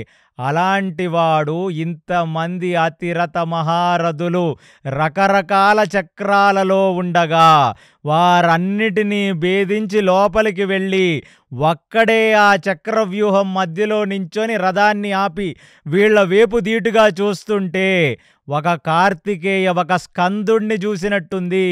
అది మీ తాత యొక్క వైభవం అని చెప్తుంటే జన్మేజయుడికి తమ్ముళ్ళకి రోమాంచగలిగింది. అసలు సంజయుడు చెప్తుంటే ధృతరాష్ట్రుడికి రోమాంచగలిగింది. కళ్ళు పెద్దవి చేసుకొని ద్రోణాచార్యుడు చూస్తూ ఉండిపోతే ఆయన పక్కకొచ్చి అశ్వత్థామ నించున్నాడు. అశ్వత్థామతో చెప్తున్నాడు, అసలు ఒక బాలుడెలా రా ఇన్ని చక్రాలను భేదించి లోపలికొచ్చి ఎలా నించున్నాడు రా, ఇంతమందిని ఎలా తట్టుకోగలిగాడు రా, కాబట్టి ఖచ్చితంగా నేనిప్పుడు ఈ బాలుణ్ణి నిగ్రహిస్తానని ద్రోణాచార్యుడు తన యొక్క ధనస్సును తీసి మధ్యలో నించున్న ఈ అభిమన్యుడి వైపుకు బాణాలు వేస్తుంటే, అసలు ద్రోణాచార్యుడు ఒక బాణాన్ని వదిలితే అభిమన్యుడు ఆ బాణాన్ని గాల్లో కొట్టేస్తున్నాడంట. అసలు అది చూసి ద్రోణాచార్యుడికి అర్థం కాల, నేను ఎన్ని బాణాలు తీస్తే అన్ని బాణాలను వీడు గాల్లోనే కొట్టేస్తున్నాడని చెప్పి ఇప్పుడు ద్రోణాచార్యుడు తన యొక్క టాలెంట్ అంతా ఉపయోగించి ఒక 100 బాణాలని అభిమన్యుడు వేపుకు కొడితే అసలు 100 బాణాల్లో ఒక్క బాణం కూడా అభిమన్యుడు తగలకుండా ఆ కవచాన్ని అడ్డం పెట్టి నిగ్రహించి ఆ గ్యాప్లో తీసుకొని 4 బాణాలని ద్రోణాచార్యుడు వైపు కొడితే ద్రోణాచార్యుడు కుడి ఎడమల నుంచి బాణాలు వెళ్ళిపోతుంటే అది చూచి ద్రోణాచార్యుడు అసలు అభిమన్యుడిని చూచి, అబ్బాబ్బాబ్బాబ్బా, నేను నీ తండ్రికి కూడా విద్య నేర్పాను రా, నీ తండ్రి కూడా 16 ఏళ్ళకి ఇలాంటి యుద్ధం చేయలేదు, అసలు నువ్వు చేసే యుద్ధం చూస్తే నాకే రోమాంచం కలుగుతుంది, నాకు గూస్ బంప్స్ కలుగుతున్నాయి అమ్మా అని చెప్పి ఆ తండ్రికి మించిన కొడుకని చెప్పి ఆశ్చర్యంగా చూస్తుంటే ఇక ద్రోణాచార్యుడు పక్కన నుంచి అభిమన్యుడు తన రథాన్ని పోనిస్తూ ఇప్పుడు ఆ రథంతో ఏ చక్రాలని భేదించాడో అలా ఒక చక్రం తర్వాత ఇంకొక చక్రాన్ని మళ్ళీ భేదించుకుంటూ ముందుకు వెళ్ళిపోయి కనపడ్డ గుర్రం మీద ఉన్నవాణ్ణి, కనబడ్డ రథం మీద ఉన్నవాణ్ణి, కనబడ్డ గజం మీద ఉన్నవాణ్ణి కొట్టుకుంటూ మళ్ళీ ముందుకు వెళ్ళిపోతున్నాడు.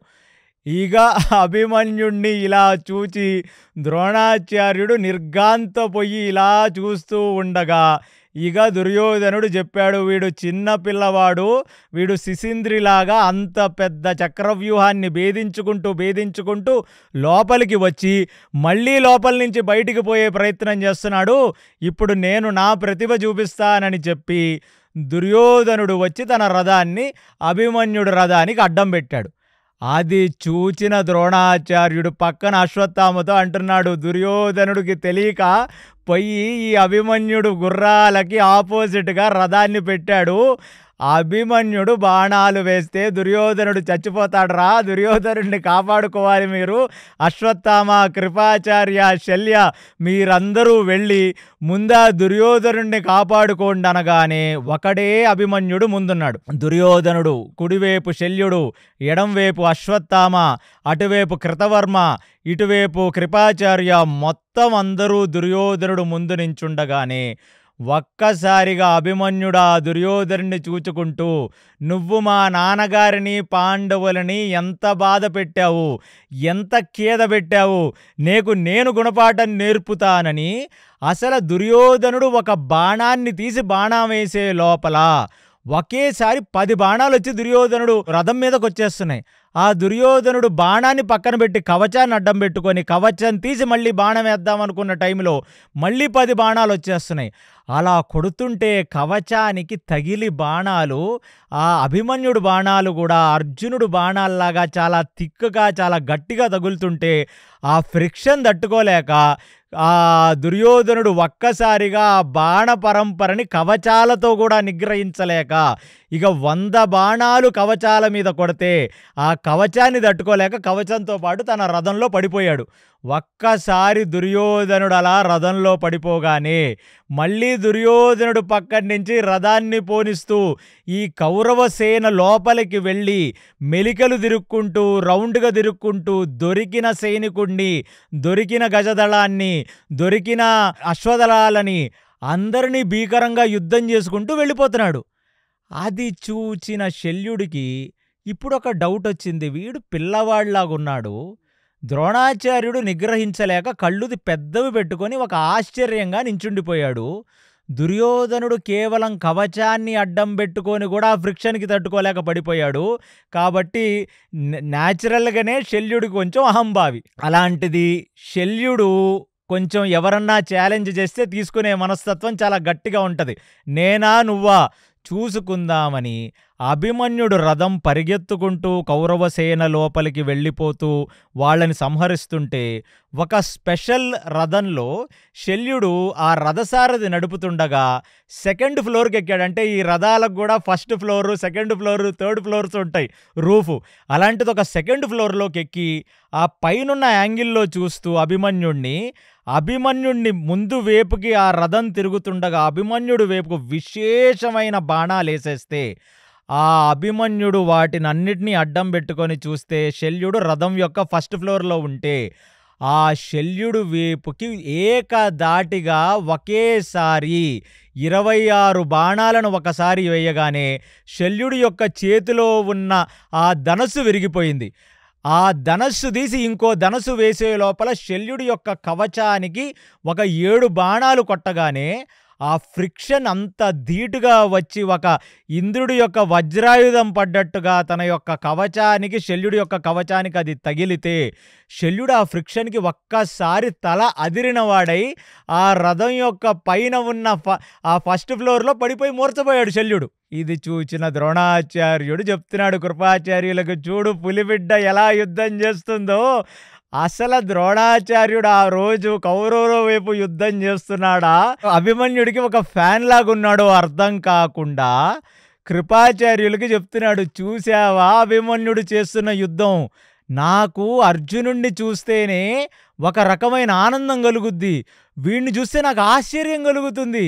నాకు నిజంగా ఇలాంటి విద్య 16 ఏళ్లకి ఎలా చేస్తారా నాయనా, ఇలాంటి విద్య నాకు ఇప్పటికీ బోధపడట్లేదు. ఈ బాలుడికి అసలు ఒక యుద్ధంలోకి వెళ్ళిన అనుభవం లేదు, ఒక యుద్ధంలోకి వచ్చిన అనుభవం లేదు, ఒక పెద్ద పెద్ద అతిరథ మహారథులతో యుద్ధం చేసిన ఎక్స్పీరియన్స్ లేదు, 0 ఎక్స్పీరియన్స్ కృపాచార్య. అసలు వీడు చేస్తున్న యుద్ధం ఏమిటి యుద్ధం ఇది అని కృపాచార్యులకి ద్రోణాచార్యుల వారు చెప్తుంటే ఇది పక్కడి నుంచి దుర్యోధనుడు విన్నాడు. దుర్యోధనుడు విని ఇప్పుడు పక్కన ఉన్న దుశ్శాసనుడితో ఆ కర్ణుడితో వీళ్లతో చెప్తున్నాడు, ఏమిటి మా గురువుగారు, అసలు మన వైపు ఉన్నారా వాళ్ళ వైపు ఉన్నారో నాకు సరిగ్గా అర్థమే కాదు. యుద్ధం చేసి పిల్లవాడిని నిగ్రహించరా అంటే పిల్లవాడు చేసే యుద్ధానికి రన్నింగ్ కామెంటరీ చెప్తాడేంటినా? అది కాకుండా అసలు పిల్లవాడేంటి, ఒక ఇమ్మెచ్యూర్డ్ ఫెలో, వాడికి కరెక్ట్గా మీసమే సరిగ్గా మొలవలేదు, వాణ్ణి పట్టుకొని పొగుడుతున్నాడు చూడు కృపాచార్యుల వైపు. ఇక ద్రోణాచార్యుడిని ఏమనాలి, కర్ణ నువ్వు వెళ్ళి ఎలాగైనా ఇటువంటి ఈ అభిమన్యుణ్ణి నువ్వు నిగ్రహించవలసినది అని కర్ణుణ్ణి ఆదేశిస్తే ఇక కర్ణుడు వెళ్ళాడు. ఇప్పుడు శల్యుడి తర్వాత అభిమన్యుడు మాత్రం ఆయనకి ఒకళ్ళు వస్తున్నారు ఒకళ్ళు రారు అని సంబంధం లేదు. ఒక శల్యుడు పడిపోగానే మళ్ళీ లోపలికి వెళ్ళటం, మళ్ళీ తన యొక్క బాణాలను తీసుకోవటం, వెయ్యటం, ఆ గజదళాలని సైనికులని ఆ రథం వాళ్ళని చంపుకుంటూ లోపలికి వెళ్ళిపోవటం. 7 అక్షోహిణి సైన్యంతో చక్రవ్యూహాన్ని నిర్మించాడు ద్రోణాచార్యులంటే ఆలోచించండి. 7 అక్షోహిణి సైన్యం అంటే ఎంతుంటుంది? సుమారుగా ఒక లెక్క ప్రకారం కనీసం ఎలా కాదనుకున్నా ఒక 16-17 లక్షల సైనికులు ప్లస్ గుర్రాలు ప్లస్ ఎన్నో వేల ఏనుగులు, రథాలు, అతిరథ మహారథులు. వీళ్ళందరూ మధ్యన ఉన్నదెవరు? ఒక్క అభిమన్యుడు. ఒకడు కూడా లోపలికి చొచ్చుకొని ఒక పాండవ సేన లోపలికి రాట్లా, ఒక పాండవ వీరుడు లోపలికి రాట్లా. Single men army. ఇలాంటి ఒక యుద్ధం ఉత్తర గోగ్రహణంలో అర్జునుడు కూడా చేయలేదు అంతమంది సైన్యంతో. అసలు ఇంతమందితో యుద్ధం చేస్తున్నాడని ధర్మరాజుకి ఒక రన్నింగ్ కామెంటరీ చెప్తుంటే ధర్మరాజు భీముడు అక్కడి నుంచి వా వా అభిమన్య ఏమి యుద్ధం చేస్తున్నావురా అంటే ఉప పాండవులకి ఈ అభిమన్యుడే ఒక హీరో.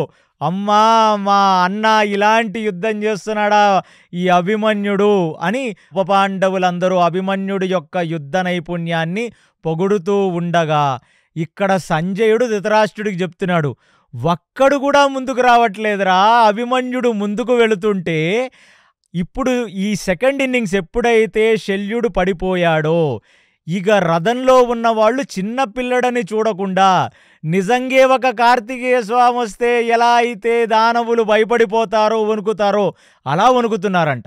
ఇక కర్ణుడికి అర్థమైంది, ఇక మన సైన్యం ఇలా వణుకుతూ ఉంటే ఇక ద్రోణాచార్యుడు నిగ్రహించలేక శల్యుడు మూర్ఛపోయి ఇక నేను కూడా నిగ్రహించని పక్షాన ఇక వీడు పేట్రేగిపోతాడని తెలిసి ఆ కర్ణుడు ఆ అభిమన్యుడు రథం దూసుకు వెళుతుంటే పక్కడి నుంచి తీసుకొని వచ్చి అభిమన్యుడు రథం ముందు తన రథాన్ని పెట్టి అభిమన్యుడు కళ్ళల్లో చూసి ఇంకా ఆయన విశేషమైన బాణాలని అభిమన్యుడి వైపుకు వేసేస్తున్నాడు. అభిమన్యుడు కూడా చూచాడు. కవచంతో అడ్డు పెట్టుకోవాలన్నంత అడ్డు పెట్టుకొని ఒక్కసారి చూశాడు. ఎప్పుడైతే కర్ణుడిగా బాణాన్ని ఆపాడో కవచాన్ని తీసి గ్యాప్ లేకుండా సెకండ్కి ఒక్కొక్క బాణం వేసేసి ఆ కర్ణుడి యొక్క భుజం వేపున్న కవచాన్ని కొట్టి ఆ కవచం పడేసి, ఇటువేపున్న కవచాన్ని కొట్టి ఆ కవచం పడేసి, అసలు కర్ణుడు చూస్తుంటే తన యొక్క ఆ గుర్రాల మీద ఒక్కొక్క బాణం పడుతూ కర్ణుడి యొక్క బొటనివేలు పక్కన ఒక బాణం పడింది. అది చూసి వెనక్కి వెళదామని అనుకుంటున్న టైంలో ఒక 4 బాణాలు వచ్చి కర్ణుడి యొక్క కవచానికి తగిలి కర్ణుడు రథం మీదున్న ధ్వజానికి తగిలి ధ్వజాన్ని ఇరగొట్టేసి కర్ణుడు గుర్రాల్ని పడగొట్టేసి కర్ణుడు రథసారథిని పడగొడితే ఇక కర్ణుడు ఆగ్రహించి ధనస్సుని తీసి ఒక బాణాన్ని తీసి అభిమన్యుడు వేపుకి మంత్రించి వేసే లోపల ఒక 2 బాణాలు వచ్చి ధనస్సుని 2 ముక్కలు చేస్తే కర్ణుడి చేతిలో ఆ ధనస్సు విరిగిపోయి 2 పటాపంచలే ఎగిరిపోయింది. ఇది చూచిన కర్ణుడు ఏమి చెయ్యాలో అర్థం కాకపోతే ఆ కర్ణుడు వేపుకు ఒక విశేషమైన బాణం వేస్తే ఆయన కర్ణకుండలానికి వచ్చి ఆ బాణం తగిలి కర్ణుడు దాని మీద పడగానే ఎప్పుడైతే రథసారథి పడిపోయాడో కర్ణుడు రథాన్ని తీసుకుంటూ గుర్రాలు పరిగెత్తుకుంటూ బయటికి వెళ్ళిపోయాయి. అసలు ఇది చూచి ఈ దుర్యోధనుడికి ఫ్యూజులు ఎగిరిపోయాయి. ఎవరు వీళ్ళంతా? ద్రోణాచార్య, శల్య, కర్ణ ఇలాంటి వాళ్ళు. ఒకడు మూర్ఛపోయాడు, ద్రోణాచార్యుడు నూరల పెట్టుకు చూస్తున్నాడు, కర్ణుడైతే అసలు రథం తీసుకువెళ్ళిపోయింది, కర్ణుడు పారిపోయాడు ఇందులోంచి. అసలు అతనికి అర్థం కాల ఏమిటిది అని చూస్తుంటే అప్పుడు ద్రోణాచార్యుడు దుర్యోధనుడిని చూచి ఒక వెటకారపు నవ్వు నవ్వి కృపాచార్యుడికి చెప్తున్నాడు, పులి కడుపున పులులే పుడతాయి తప్ప పిల్లులు పుడతాయా? అసలు ఈ అభిమన్యుడి యొక్క తేజస్సు ఏమిటి, ఈ భీకర పరాక్రమమైన యుద్ధం ఏమిటి అని చెప్తూ ఖచ్చితంగా వీడికి సమస్త దేవతాశీర్వాదం ఉంది, సమస్త దేవతా శక్తి అంతా వీడిని వీడిని యుద్ధం చేస్తుంది, లేకపోతే 16 సంవత్సరాల బాలుడు మీసం మొలవలేదు, 17 లక్షల సైనికుల మధ్యలో భయపడకుండా ఇలాంటి యుద్ధం చేస్తున్నాడంటే శ్రీకృష్ణుడి యొక్క ట్రైనింగ్ ఇది. దుర్యోధనుడు వినేటట్టుగా కృపాచార్యులకి చెప్తున్నాడు, అభిమన్యుడి యొక్క గొప్పతనం ఏంటో తెలుసా కృపాచార్య? తన తండ్రి వనవాసానికి వెళ్ళిపోతే అతను 3 సంవత్సరాలున్నప్పుడు సమస్త కౌరవులు, సమస్త పాండవులు వనవాసానికి వెళ్ళిపోయారు. అప్పుడు సుభద్ర ఒళ్ళో తలబెట్టుకొని నా తండ్రి ఎక్కడా, నా తండ్రి ఏం చేస్తున్నాడంటే సుభద్ర అర్జునుడి గురించి కథలుగా చెప్పేది అభిమన్యుడికి. నీ తండ్రి చాలా గొప్ప యోధుడు, నీ తండ్రి ఈ యాదవ సైనికులు నన్ను పెళ్లి చేసుకోవడానికి తీసుకువెళుతున్నప్పుడు కొన్ని అక్షోహిణి సైన్యం, యాదవ సైన్యం వస్తే యాదవ సైన్యాన్ని ఓడించి నా చెయ్యి పట్టుకొని నన్ను పెళ్లి చేసుకున్నవాడు శ్రీకృష్ణుడు, నీ మేనమామకి ఎంతగానో ఇష్టమైన వాడు నీ తండ్రి అని తండ్రి యొక్క వైభవం వింటూ పెరిగాడురా ఈ తల్లి. అంటే సుభద్ర ఒడిలో అర్జునుడు గురించి కథలుగా వింటూ నిద్రలోకి జారుకున్నాడు. అలాంటిది తండ్రి యొక్క వాత్సల్యానికి దూరమయ్యి ఆ ద్వారకలో అభిమన్యుడు పెరుగుతుంటే అసలు ఈ శ్రీకృష్ణుడి యొక్క వాత్సల్యంలో పెరిగినవాడు.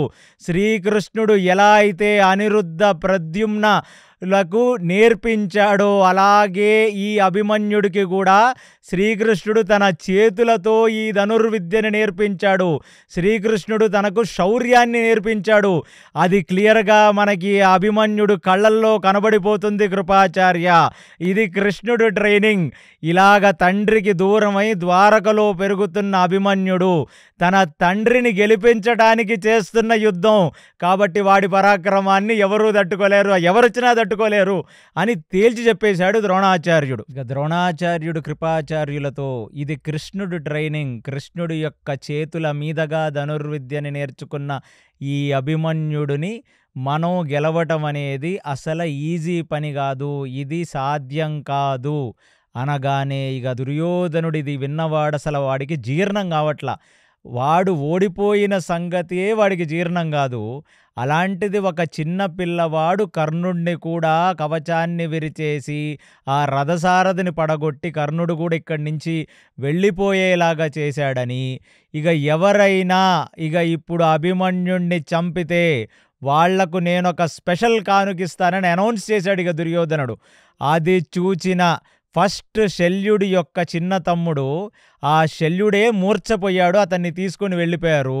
అలాంటిది శల్యుడి యొక్క చిన్న తమ్ముడు ఇక అభిమన్యుడు నడుపుతున్న రథంని వెంబడించి ముందుకు వచ్చి ఆ అభిమన్యుడు ముందు నించోని అసలు విపరీతమైన బాణాలతో అభిమన్యుని గాయపరిచే ప్రయత్నం చేసి అభిమన్యుడి యొక్క కవచాన్ని బాణాలు తగిలేటట్టుగా, ధనస్సుకు బాణాలు తగిలేటట్టుగా కొడుతూ ఆ ఉగ్ర రూపాన్ని, అంటే శల్యుడిని కొడతావా నువ్వనే ఒక క్రోధాన్ని అభిమన్యుడు మీదకి చూపిస్తూ వేస్తుంటే ఒక్క క్షణం ఆ బాణాలన్నిటినీ తన కవచాంతో నిగ్రహించిన అభిమన్యుడు ఒక నవ్వు నవ్వి ఒక క్షణంలో ఒక బాణం చప్పున ధీటుగా పొదునైన బాణాలేసి కొట్టేస్తుంటే ఆ శల్యుడి యొక్క తమ్ముడు తొడల్లో బాణాలు దిగి, శల్యుడి యొక్క తమ్ముడు భుజాల్లో బాణాలు దిగి ఒక విశేషమైన బాణం శల్యుడి తమ్ముడు గుండెల్లోంచి బయటికి వచ్చి శల్యుడి తమ్ముడు అలా కింద పడిపోయాడు. అసలు అది చూచిన ఇక దుర్యోధనుడికి, అటువైపున్న అశ్వత్థామకి, కృపాచార్యులకి వీళ్ళెవరికి అర్థం కావట్లేదు అసలు వీడిని ఎలా నిగ్రహించాలని.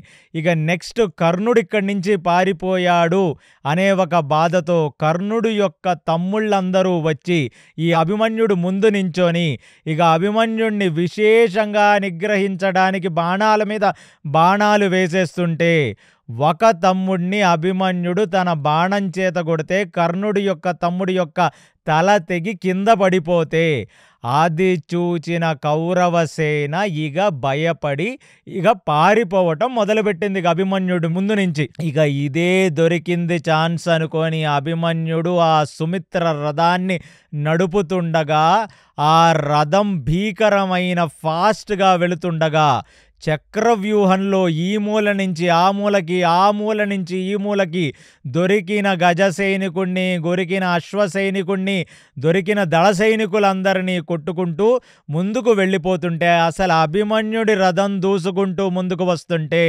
ఒక ఏనుగు ముందుకు దూసుకుంటూ వస్తుంటే జనాలు ఎలాగైతే తొలగి దానికి స్పేస్ ఇస్తారో, అలా కౌరవ సైనికులందరూ ఇటు అటు చెల్లా చెదరైపోయి పరిగెత్తటం చూసిన ద్రోణాచార్యుడికి ఇప్పుడు అనిపించింది, నేను ప్రధాన సేనాధిపతిలాగా నేతృత్వం వహిస్తున్నప్పుడు ఇప్పుడు ఎలాగ ఈ కౌరవ సైనికులందరూ భయపడి పారిపోతే నాకేమవ్వను, నేను నా పొజిషన్కి జస్టిస్ చేస్తున్నానా లేనా అని అనుకున్న ఈ ద్రోణాచార్యుడు అందరికీ చెప్తున్నాడు, మీరెవ్వరూ పారిపోవద్దు, మీరు వచ్చి మళ్ళీ ఇక్కడ అందరూ నించోండి, మనందరం కలిసి అభిమన్యుణ్ణి ఓడిద్దాం, మీరెక్కడికి వెళ్ళొద్దనా. అసలు అభిమన్యుడు ఆ బంగార కవచం మెరుస్తూ ఆ సుమిత్ర రథాలను దీటుగా పరిగెత్తుతూ ఒక speed of air, speed of light లాగా ఇట్నించటు అట్నించటు దూసుకు వెళ్ళిపోతుంటే అసలు అభిమన్యుణ్ణి ఎలా నియంత్రించాలి అనేది ఒక పెద్ద పజిల్ అయిపోయింది. అది చూసిన భీముడు, అది చూసిన ఈ ధర్మరాజు ఎంతగానో ఆనందం పడుతున్నారు. అప్పుడు సంజయుడు ధృతరాష్ట్రుడికి చెప్తున్నాడు, ఇది అసలు ధైర్యం అంటే, ఇది పరాక్రమం అంటే. నీ కొడుకులు ఈ రాజ అంతఃపురాల్లో వాళ్ళ కొడుకులని, వాళ్ళ మనవళ్ళని అన్ని రకాల సుఖభోగాలతో, భోగ ప్రవృత్తితో పెంచారు, నువ్వు నీ పిల్లలని అలాగే పెంచావు. ధర్మమునందు స్ఫూర్తి ఉండి శ్రీకృష్ణ పరమాత్మ నేర్పిన ఆ విద్య యొక్క పూర్తి నైపుణ్యాన్ని ఒక కుమారస్వామి బాలుడిలాగా యుద్ధం చేసినట్టు చేసి ఈ కౌరవ సేనని మొత్తం తుదిముట్టిస్తున్నాడు, నాశనం చేస్తున్నాడని చెప్తే ధృతరాష్ట్రుడికి ఇప్పుడు మిక్స్ ఫీలింగ్. ఒకటి ఆనందం, ఇలాంటి వాడు అభిమన్యుడు తనకు చుట్టమని. రెండు ఒక బాధ, ఏమిటంటే కౌరవులను చంపేస్తున్నాడని బాధ.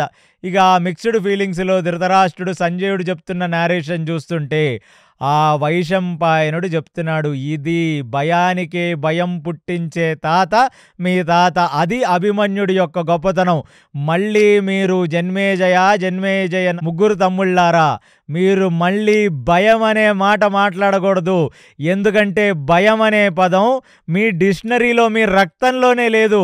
అది అభిమన్యుడు అసలు ఒక 16 ఏళ్ల బాలుడు, మీసాలు మొలవని బాలుడు, కౌరవుల 17 లక్షల సైన్యం చక్రవ్యూహంలో ఉంటే రథాన్ని నడిపిస్తూ ముందుకు వెళ్ళి బాణాలు వేస్తుంటే నిలబడటానికి ఒక అతిరథ మహారథుడు ముందుకు రాని వైనం అభిమన్యుడి గొప్పతనం అనగానే ఇక అసలు యుద్ధంలోంచి పారిపోయి బయటికి వెళ్ళిపోయిన కర్ణుడు, మూర్ఛపోయిన శల్యుడు, వీళ్ళందరూ లేచి ఇప్పుడు వాళ్ళల్లో వాళ్ళు మాట్లాడుకుంటూ, వీడు మన తమ్ముళ్ళని చంపేస్తుంటే ఇక ఎలాగా, మన తమ్ముళ్లకు సేఫ్టీ ఏంటి అని చెప్పగానే ఇక శకుని ఒక విశేషంగా తన గాంధార రాజ్యానికి సంబంధించిన సమస్త గాంధార సేన, సింధు సేన, కాంబోజ సేన అంటే మొత్తం western provinces, Pakistan, Afghanistan, Uzbekistan, Turkmenistan ఇటువైపు ఉన్న సైనిక దళాలందరినీ కూడా నేతృత్వంగా పెట్టి శకుని ఇప్పుడు అభిమన్యుణ్ణి నియంత్రించడానికి ఇన్ని లక్షల సైనికులతో ఒక్కసారికి అభిమన్యుడికి అభిముఖంగా వెళ్ళారు వీళ్ళంతా. అది చూచిన అభిమన్యుడు ఒక నవ్వు, అసలు అభిమన్యుడి ముఖంలో యుద్ధం ఎలా చేస్తున్నాడంటే అదేదో ఒక కేక్ కట్ చేస్తున్నట్టుగా, ఒక గులాబ్ జామ్ తింటున్నట్టుగా యుద్ధం చేస్తున్నాడు తప్ప ఒక పరిశ్రమతో, ఒక హార్డ్ వర్క్తో యుద్ధం చేస్తున్నట్టు ఆ అభిమన్యుడి ముఖంలో అసలు అది కనపడట్లేదు, ఆ పరిశ్రమలాగా కనపడట్లేదు. ఇక అది చూచిన అభిమన్యుడు ఒక్కసారిగా రథాన్ని ఆపి కుడి ఎడమ చూడగానే సింధు, కాంబోజ, ఈ గాంధార రాజ సైనికులందరూ అక్కడే ఉంటే అప్పుడే తన తండ్రైన అర్జునుడిని మనసులో గుర్తు తెచ్చుకొని, ఎలా అయితే అర్జునుడు తన మోకాలు మీద కూర్చొని పైకి బాణం వేస్తాడో, అలా ఇప్పుడు విశేషమైన అస్త్రాన్ని తీసి, ఆ అస్త్రం పేరు గాంధర్వాస్త్రం. ఆ అస్త్రాన్ని తుంబరుడు, అంటే నారద తుంబరులు అంటారు కదా, అలాంటి తుంబరుడు అర్జునుడికిచ్చిన ఒక విశేషమైన అస్త్రం. ఆ అస్త్రాన్ని తీసి గాల్లోకి వేశాడు అభిమన్యుడు. ఒకసారిగా ఇప్పుడు వరకు అభిమన్యుడు రథాన్ని శరవేగంతో పోనిస్తూ అందరి తలలు అందరి చేతులు నరకటమే చూశారు. ఒక్కసారిగా శకుని, గాంధార రాజులు, ఈ సింధురాజులు, కాంభోజరాజులు వీళ్ళందరూ చూస్తుండగా ఇక ఆ అస్త్రం గాల్లోకి వెళ్ళి ఒకసారిగా గాల్లో మాయమైపోయి అభిమన్యుడి రథంలోంచి కొన్ని వందల రథాలు, వందల అభిమన్యుళ్ళు బయటికి వచ్చి అక్కడ మొత్తం గాంధార సైనికులని, కాంబోజ సైనికులని తుక్కు తుక్కు కింద కొడితే మొత్తం గాంధార రాజ సైనికులందరూ తలా ఒక దిక్కుకి పారిపోయారు. ఒకవైపు ఈ మాయ, అంటే అభిమన్యుడి ఈ తుంబరుడిచ్చిన గాంధర్వాస్త్ర యొక్క శక్తితో కొన్ని లక్షల బాణాలు లక్షల అభిమన్యుల ధనుస్సు నుంచి వచ్చేస్తుంటే తలలు తెగిపోయి, చేతులు తెగిపోయి, కాళ్ళు తెగిపోయి అసలు ఆ యుద్ధ రణరంగం చూస్తే అదేదో ఒక పెద్ద ఉప్పెన వచ్చి, ఒక పెద్ద సునామీ వచ్చి, ఒక పెద్ద ఎర్త్క్వేక్ వస్తే జనాలందరూ ఎలాగైతే పడిపోతారో అలా తలలు తెగి, కాళ్ళు తెగి, గుర్రాలు మొత్తం అక్కడ నాశనం అయిపోయాయి. అది చూచి ద్రోణాచార్యుడు అసలు వీడి యొక్క ఈ ధనుర్నైపుణ్యమే కాదు, వీడి దగ్గర విశేషమైన అస్త్ర సంపద కూడా ఉంది అని ఇక యంగ్స్టర్స్ ఎవరైతే ఉన్నారో, అంటే ఇంకా అభిమన్యుడు ఏజ్లో ఉన్న దుర్యోధనుడు కొడుకులు, కర్ణుడు కొడుకులు, ఈ శల్యుడి యొక్క మనవళ్ళు, ఇలాంటి వాళ్ళు ఎవరన్నా ముందుకెళ్ళి మీరు నిగ్రహించే ప్రయత్నం చేయండి, మీరు మీ లెవెల్ చూపించుకోండి అంటే ఫస్ట్ అక్కడికి ఒక యంగ్ వాడైన అశ్మాక అనే ఒక ప్రిన్స్ వచ్చాడు అభిమన్యుడు ముందుకి. ఆ సేమ్ ఏజ్ వాడు అనమాట. ఆ అశ్మాక ముందుకు రాగానే 2 బాణాలు అశ్మాకుడు అభిమన్యుడిని కొట్టాడో లేదో 4 బాణాలు తీసి అశ్మాకుడు మీదకు వేసేస్తే అతను నాభి నుంచి తల వరకు బాణాలు గుచ్చుకొని అశ్మాకుడు పడిపోయాడు. ఇది ఇలా జరుగుతుంటే ఇంకా నెక్స్ట్ ఇక నేను ముందుకు వచ్చి నేను నా తండ్రిని గెలిపిస్తాను అని దుర్యోధనుడు కొడుకైన లక్ష్మణ కుమారుడు, అంటే లక్ష్మణుడు ముందుకు వెళ్ళి అభిమన్యుణ్ణి నిగ్రహించడానికి విపరీతమైన ప్రయత్నం చేస్తుంటే అప్పటికీ ద్రోణాచార్యుడు చెప్పాడు అభిమన్యుడు ముందు నిలవటం కష్టమే అని. అయినా సరే ఈ లక్ష్మణ కుమారుడు తన ప్రతిభ మొత్తం చూపించి అభిమన్యుణ్ణి సంహరించే ప్రయత్నం చేస్తూ ఉంటే ఒక్కసారిగా కవచాన్ని అడ్డం తీసుకొని కొన్ని బాణాల చేత లక్ష్మణ కుమారుణ్ణి నిగ్రహించి ఒక పొదునైన బాణంతో లక్ష్మణుడు యొక్క కంఠాన్ని కొడితే లక్ష్మణుడు తల తెగి కింద పడిపోయింది. ఇక అది చూచిన దుర్యోధనుడు మెంటల్లీ ట్రిగర్ అయి, అంటే ఎంతమంది మనుషులు చచ్చిపోతారు, ఎంతమంది కావలసిన వాళ్ళు చచ్చిపోతారని కర్ణుడితో చూచి అంటున్నాడు, ఈ పిల్లడిని ఎలాగరా చంపటం, నువ్వు కూడా రథాన్ని తీసుకొని బయటికి వెళ్ళిపోతే అసలు వీడిని నిగ్రహించలేక వీడు గాని చక్రవ్యూహంలో బీభత్సం సృష్టించి వీడు మళ్ళీ బయటికి వెళ్ళిపోతే మనం బ్రతుకున్నా చచ్చిన వాళ్ళమే. 16 ఏళ్ల పిల్లడి చేతిలో 7 అక్షోహిణి సైన్యం, ఇంతమంది అతిరథ మహారథులు కలిసి ఒక పిల్లవాడిని సంహరించకపోతే ఇంకా మన ప్రతిభకు వాల్యూ ఏంటి? జనాలు మన ముఖం మీద ఊస్తారు. కర్ణ, ఇప్పుడు నువ్వెళ్ళి ఆ ద్రోణాచార్యుణ్ణి అడుగు, అసలు వీడిని సంహరించడం ఎలాగా అనగానే కర్ణుడు వెళ్ళి ఆ ద్రోణాచార్యుడు కళ్ళు పెద్దవి చేసుకొని ఆ అభిమన్యుడు చేస్తున్న బీభత్సాన్ని చూసి ఆనందపడుతూ ఉంటే కర్ణుడు వెళ్ళి ఆ ద్రోణాచార్యుడిని అడిగాడు, మీరుగా ఆనందించింది చాలు, అసలు అభిమన్యుణ్ణి చంపటానికి ఒక విధానం ఉందా, ఒక పద్ధతి ఏమైనా ఉందా, వాడిని నిగ్రహించడానికైనా ఒక పద్ధతి ఉందా అనగానే కర్ణుడు వేపుకు తిరిగి ఆ ద్రోణాచార్యుల వారు ఒకటి చెప్తున్నారు, నేను ఎన్నో అస్త్రాలని అర్జునుడికి ఇచ్చాను, అందులో ఒకానొక విశేషమైన పద్ధతి, యుద్ధం చేసే పద్ధతి ఏంటంటే ఈ కవచోదారణ అనే ఒక పద్ధతి ఉంది. ఆ కవచాన్ని, బంగారపు కవచాన్ని వేసుకొని ఆ కవచోదారణ అనే ఒక మంత్రాన్ని ఉపాసించి యుద్ధ రణరంగంలో తిరిగిన యోధుణ్ణి ముందు నుంచి చంపడం అనేది అసాధ్యమే. అసలా మాటికొస్తే గుర్రాలు ఉండి, రథసారథుండి రథం మీద నించున్న అభిమన్యుడి చేతిలో ధనస్సు, బాణము ఉంటే అభిమన్యుణ్ణి చంపడం అనేది కలలో చేయొచ్చు తప్ప నిజంగా చెయ్యలేము అనగానే కర్ణుడప్పుడు ద్రోణాచార్యుల వారిని అడుగుతున్నాడు, ఏదో ఒక పద్ధతి ఉండే ఉంటది కదా, అలా ఎలాగ ఒక యోధుణ్ణి నిగ్రహించలేము అంటే, ధార్మికమైన యుద్ధం చేసి కర్ణ నువ్వు అభిమన్యుడికి అభిముఖంగా నిలబడి యుద్ధం చేసి గెలవటం అనేది కలే, అది జరగదు. కాబట్టి అధార్మికమైన యుద్ధం ఏదైనా ఉంటే చెయ్యాలి, అప్పుడే అభిమన్యుణ్ణి కింద పడేయగలం. అలాంటిది ఎలా చెయ్యాలో దానికి నేను చెప్తాను ఒక టెక్నిక్. అంటే ద్రోణాచార్యుడు ఆ అభిమన్యుడు చేసే అరివీర భయంకర యుద్ధాన్ని చూసి మురిసిపోయి బయటికి 2 సార్లు వెళ్ళిపోయిన కర్ణుడు, అంటే ఒకసారి నిగ్రహించలేనివాడు, ఒకసారి ఆ యుద్ధరణ రంగం నుంచి బయటికి వెళ్ళిన కర్ణుడికి చెప్తున్నాడు ఇది మాత్రమే పద్ధతని. ఏమిటి? వెనక నుంచి ఆ అభిమన్యుడి యొక్క ధనస్సుకున్న వింటి త్రాడుని తెంపేస్తే అప్పుడు అభిమన్యుడు ఆ ధనస్సుని మళ్ళీ వింటి తాడి పెట్టుకుంటున్న సమయంలో ఇంకొకడు ధనస్సును విరిచేస్తే, ఆ ధనురు విరుస్తున్న సమయంలో ఇంకొకడు గుర్రాలని కొట్టేసి గుర్రం సారథిని కొట్టేస్తే, ఇంకొకడు రథాన్ని విరగ్గొట్టేస్తే, అటువంటి సమయంలో మాత్రమే అభిమన్యుణ్ణి నిగ్రహించగలం, సంహరించగలం.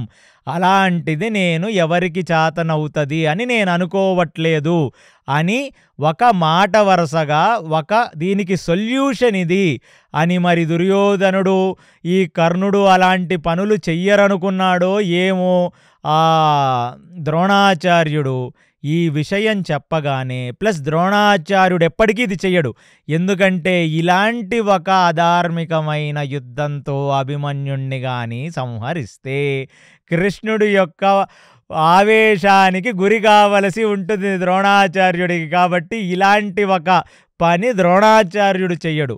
ఇక కర్ణుడు అభిమన్యుణ్ణి చూస్తూ, నేను మళ్ళీ నీ ముందుకొచ్చాను, నా తమ్ముణ్ణి చంపటం, శల్యుణ్ణి తమ్ముణ్ణి చంపటం, ఈ దుర్యోధనుడు కొడుకుని చంపటం కాదు, నువ్వు నన్ను చంపవలసినది అని కర్ణుడు అభిమన్యుణ్ణి కోరగా, ఇక అభిమన్యుడు కొన్ని 10లలో బాణాలు మొదలుపెట్టి 100లోకి బాణాలు వెళ్ళి మళ్ళీ కర్ణుణ్ణి పూర్తిగా నిగ్రహిస్తే, ఆ కర్ణుడు అభిమన్యుడు చేత నిగ్రహింపబడ్డవాడై అక్కడ నుంచి మళ్ళీ పారిపోతున్నట్టుగా ఆ అభిమన్యుడి ఎడమవైపు నుంచి అభిమన్యుడు వెనకకి జారాడు. అసలు ఒక ఐమూలగా అభిమన్యుడు కర్ణుడు తన ఎడంవైపు నుంచి వెనక్కి వెళుతున్న సంగతిని చూచాడు.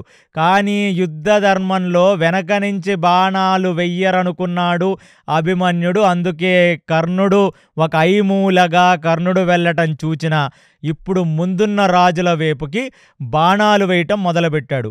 కౌశల రాజు ఆ వృద్ధ బలుడు అభిమన్యుణ్ణి నిగ్రహించడానికి ఎన్ని బాణాలు వేసినా నిగ్రహింపబడలేక ఇక ఆ అభిమన్యుడు కోశల రాజు యొక్క గుండెల్లో కొట్టేస్తే కోశల రాజు పడిపోయాడు.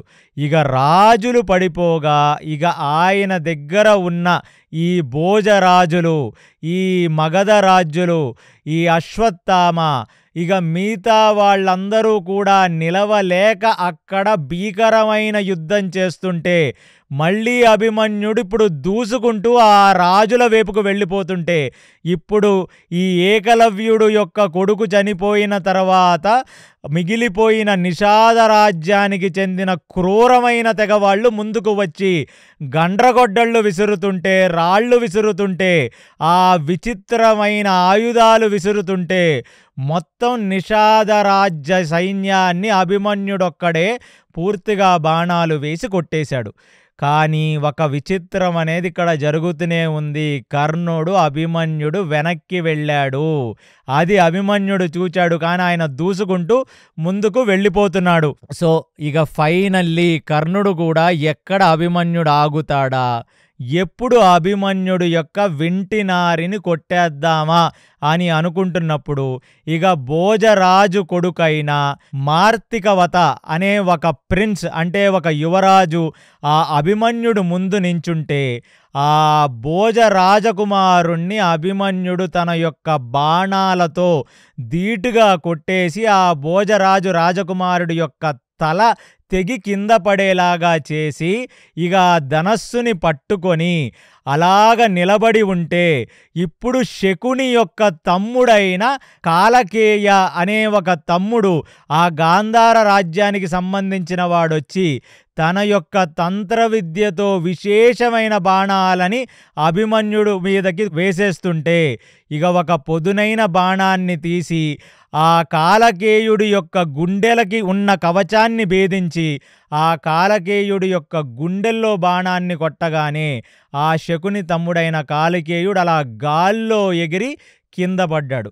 ఇది పెట్టుకొని తన యొక్క ధనస్సుని ఆ రథం మీద పెట్టుకొని అటువైపు ఇంకా నా వైపు ఎవరొస్తారో మీరందరూ రావలసినది అని ఒక సింహగర్జన చేస్తూ ఆ అభిమన్యుడు అరుస్తుంటే ఆయన ముందు నిలబడటానికి ఏ రాజ్యము సైనికులకి అసలు ఆ పేగులు అదిరి ఆ గుండెలు జారి అసలు ఆయన ముందుకు రావట్లేదు. అలాగ ఒక చిరుమందహాసంతో నిలబడ్డ ఈ అభిమన్యుడు వెనకాల నుంచి ఒక పెద్ద విషాదం, పెద్ద డేంజర్ రాబోతుంది. ఎప్పుడైతే ధనస్సు కదలటం ఆగిందో, ఎప్పుడైతే ముందు ఇంకా ఏ యోధుడు వచ్చి నిలబడలేకపోతున్నాడో ఆ ధనస్సు అలా పెట్టి అలా స్టాగ్నెట్గా నించుందో ఇక అభిమన్యుణ్ణి ఫైనల్గా ఎవ్వరూ నిగ్రహించలేక అలా ఉండిపోయి చూస్తుంటే కౌరవుల సైనికులందరూ పారిపోతుంటే ఇక కర్ణుడు వెనక నుంచి ఈ అభిమన్యుడి యొక్క వింటి దారం ఎప్పుడు నాకు కరెక్ట్గా దొరుకుతుంది, నేను కొట్టేద్దామని వెయిట్ చేస్తున్న తరుణంలో ఇక ఆ దుర్యోధనుడు యొక్క బాధని చూడలేక దుశ్శాసనుడే ముందుకొచ్చి దుర్యోధనుడితో ఒక మాట చెప్తున్నాడు. అన్నా, నేను ఎలాగైనా అభిమన్యుడిని వాళ్ళ సంహరిస్తాను అని ఇక దుశ్శాసనుడు వెళ్ళి అభిమన్యుడు ముందు నించోని అభిమన్యుడికి అభిముఖంగా దుశ్శాసనుడు యుద్ధం చేస్తే అసలు దుశ్శాసన, కర్ణ, శల్య లాంటి పెద్ద పెద్ద రాజులు అభిమన్యుడి కంటే మూడింతలు ఎక్కువ వయసున్నవాళ్ళు. అలాంటిది దుశ్శాసనుడు వైపుకి కొన్ని వందల బాణాలు వేసేసి దుశ్శాసనుడు యొక్క కుడిభుజాన్ని గాయపరిచి దుశ్శాసనుడు ఆ బాణాల దాటికి తట్టుకోలేక మూర్ఛపోయేటట్టు అభిమన్యుడు చేసేశాడు.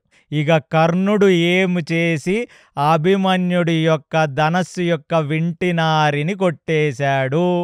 ఇక ఎప్పుడైతే అభిమన్యుడి యొక్క ధనస్సు వింటినారిని ఆ కర్ణుడు కొట్టాడో అదే సమయంలో కృపాచార్యుల వారు అభిమన్యుడి యొక్క రథానికున్న రథసారథిని కృపాచార్యుల వారు కొట్టేశారు, ఈ సుమిత్రని. దాని తర్వాత ఈ అభిమన్యుడి యొక్క రథం యొక్క వింటి నారి విరిగింది. ఆ రధికుడిని, ఆ సుమిత్రని ఆ కృపాచార్యుల వారు కొట్టేశారు. కృతవర్మ గుర్రాలని కొట్టేశాడు. ఇక కృతవర్మ గుర్రాలని కొట్టేశాడు. శకుని, అశ్వత్థామ ఇత్యాది వీరులందరూ కలిసి అభిమన్యుడి యొక్క ధనస్సుని, అభిమన్యుడి యొక్క రథాన్ని పూర్తిగా ధ్వంసం చేసేశారు. అప్పుడు దుర్యోధనుడు ఒక హెచ్చరిక జారీ చేశాడు. ఒక్కొక్కడు కలిసి అభిమన్యుడితో యుద్ధం చేస్తే గెలుపనేది అసాధ్యమే. అందుకునే గుంపుగా వెళ్ళి అందరూ గుంపుగా యుద్ధం చేస్తేనే అభిమన్యుణ్ణి మనం నిగ్రహించగలం అని ఒక ఆదేశాన్ని జారీ చేస్తే ఇప్పుడు ఇంకా అభిమన్యుడు తన యొక్క రథం నుంచి కిందకు చూసి ఒక చేత్తో బళ్ళెం, ఒక చేత్తో ఖడ్గం పట్టుకొని ఇంకా ఆయన పరిగెత్తుకుంటూ ముందున్న ద్రోణాచార్యుడి మీదకు దూసుకుంటూ వస్తుంటే, ఒక చేత్తో బళ్ళెం అంటే ఆ కవచాన్ని అడ్డం పెట్టుకొని, ఒక చేత్తో వీర ఖడ్గాన్ని ముందు పెట్టుకొని ఆ ద్రోణాచార్యుడి మీదకిలా దూకుతుంటే, ఆ గాలిలోకి దూకిన అభిమన్యుడిని ద్రోణాచార్యుడు ఒక విశేషమైన బాణం వేసి ఆ ఖడ్గం కొట్టాడు. అంటే ద్రోణాచార్యుడి మీదకు దూకుతుంటే మరి యుద్ధ ధర్మంలో వాళ్ళని వాళ్ళు కాపాడుకోవాలి కదా. ఇంకొక బాణంతో అభిమన్యుడి చేతిలో ఉన్న బళ్ళాన్ని విరగ్గొట్టేశాడు. ఎప్పుడైతే అభిమన్యుడి చేతిలో ఉన్న బళ్ళాన్ని, అభిమన్యుడి చేతిలో ఉన్న ఖడ్గంని ద్రోణాచార్యుల వారు విరగ్గొట్టేశారో, ఇక భూమి మీద దూకిన వాడై పరిగెత్తుకుంటూ వెనక్కి వెళ్ళి ఒక పెద్ద చక్రాన్ని తీసి ఒక ధీటుగా పరిగెత్తుకుంటూ మళ్ళీ ద్రోణాచార్యుల వారు వైపుకు వస్తుంటే, శ్రీకృష్ణ పరమాత్మ ఎలా అయితే చక్రాన్ని తీసుకొని భీష్మాచార్యుల వారి మీదకు వెళుతున్నారో అలాంటి ఒక సన్నివేశం ద్రోణాచార్యుడికి గుర్తొచ్చింది. ఏమి అరిబీర భయంకర యుద్ధం రానిది, చేతిలో ఖడ్గం పోయింది, చేతిలో కవచం పోతే, ఇంకా ఆగని వాడివై నువ్వు ఒక రథానికున్న చక్రాన్ని తీసుకొని నా మీదకి దూసుకు వస్తున్నావా నువ్వు అని చూచి నిర్ఘాంతపోయి ఆ అభిమన్యుణ్ణి చూస్తూ ఉండిపోయాడట ద్రోణాచార్యుడు. సుదర్శన చక్రాన్ని పోలినటువంటి ఆ రథము యొక్క చక్రాన్ని తీసి ఆ ద్రోణాచార్యుడి మీదకు దూసుకు వస్తుంటే, ఎప్పుడైతే దుర్యోధనుడు చెప్పాడో 1-on-1 అభిమన్యుణ్ణి మనం సంహరించలేము, ఇక్కడి నుంచి జరిగే ప్రతి యుద్ధం అధార్మిక యుద్ధమే, కర్ణుడు వెనక నుంచి ఆ యొక్క వింటినారిని తెంచెయ్యటమే అధర్మమైతే, ఇప్పుడు ఒకడితో ఒకడు పోరాటం చేయాల్సింది, ఒకడితో గుంపుగా 6 కలిసి ఇప్పుడు పోరాటం చేస్తున్నారు.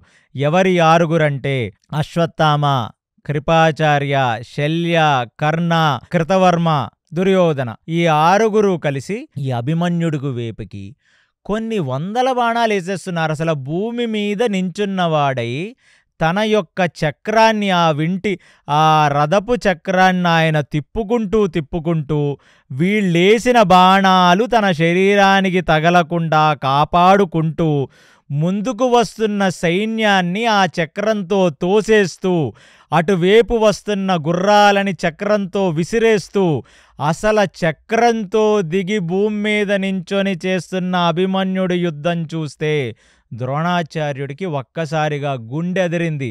ద్రోణాచార్యుడు రోమాలు నిక్కపొడుచుకున్నాయి.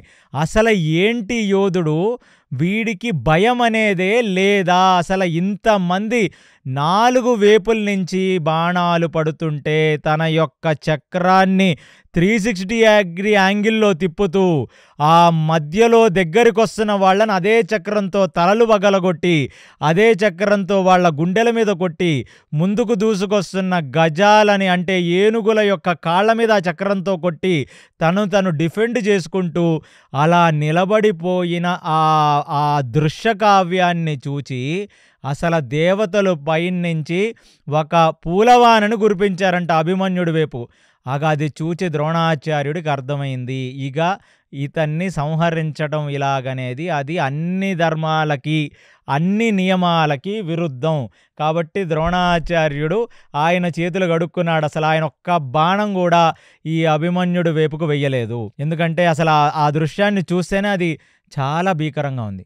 ఒక్కసారిగా ఇప్పుడు అశ్వత్థామ, శల్యుడు కలిసి ఒక బాగా పవర్ఫుల్ బాణాలను వేసి ఆయన చేతిలో ఉన్న ఈ చక్రాన్ని విరగ్గొట్టేస్తే, ఆ చక్రం విరిగిపోయి ఒక్కసారిగా ఏ ఆయుధం లేకుండా నించోని ఉన్న ఈ అభిమన్యుణ్ణి చూస్తే, అభిమన్యుడి యొక్క డొక్కల్లో బాణాలు దిగి, అభిమన్యుడి యొక్క ఎడం డొక్కల్లో బాణాలు దిగి, కాళ్లల్లో బాణాలు దిగి, తొడల్లో బాణాలు దిగి, వీపులో బాణాలు దిగి, అసలు చక్రాన్ని తిప్పుతూ యుద్ధం చేస్తున్నప్పుడు నలువేపుల నుంచి చాలామంది సైనికులు, ఈ 6 వీరులు ఇన్ని వేల బాణాలు వేశారే, అసలు ఏమీ తగల్లేదని అనుకున్న వాళ్ళు ఒక్కసారిగా ఆయన శరీరం నిండా తూట్లు తూట్లు కింద బాణాలు దిగిపోయి ఉన్న అభిమన్యుణ్ణి చూస్తే వ్యాసభారతం ఒక ముళ్ళ పంది ఎలా అయితే తన శరీరం నుంచి ఆ పొదునుటి అయిన ఆ ముళ్ళు బయటికి పొక్కి ఎలా ఉంటాయో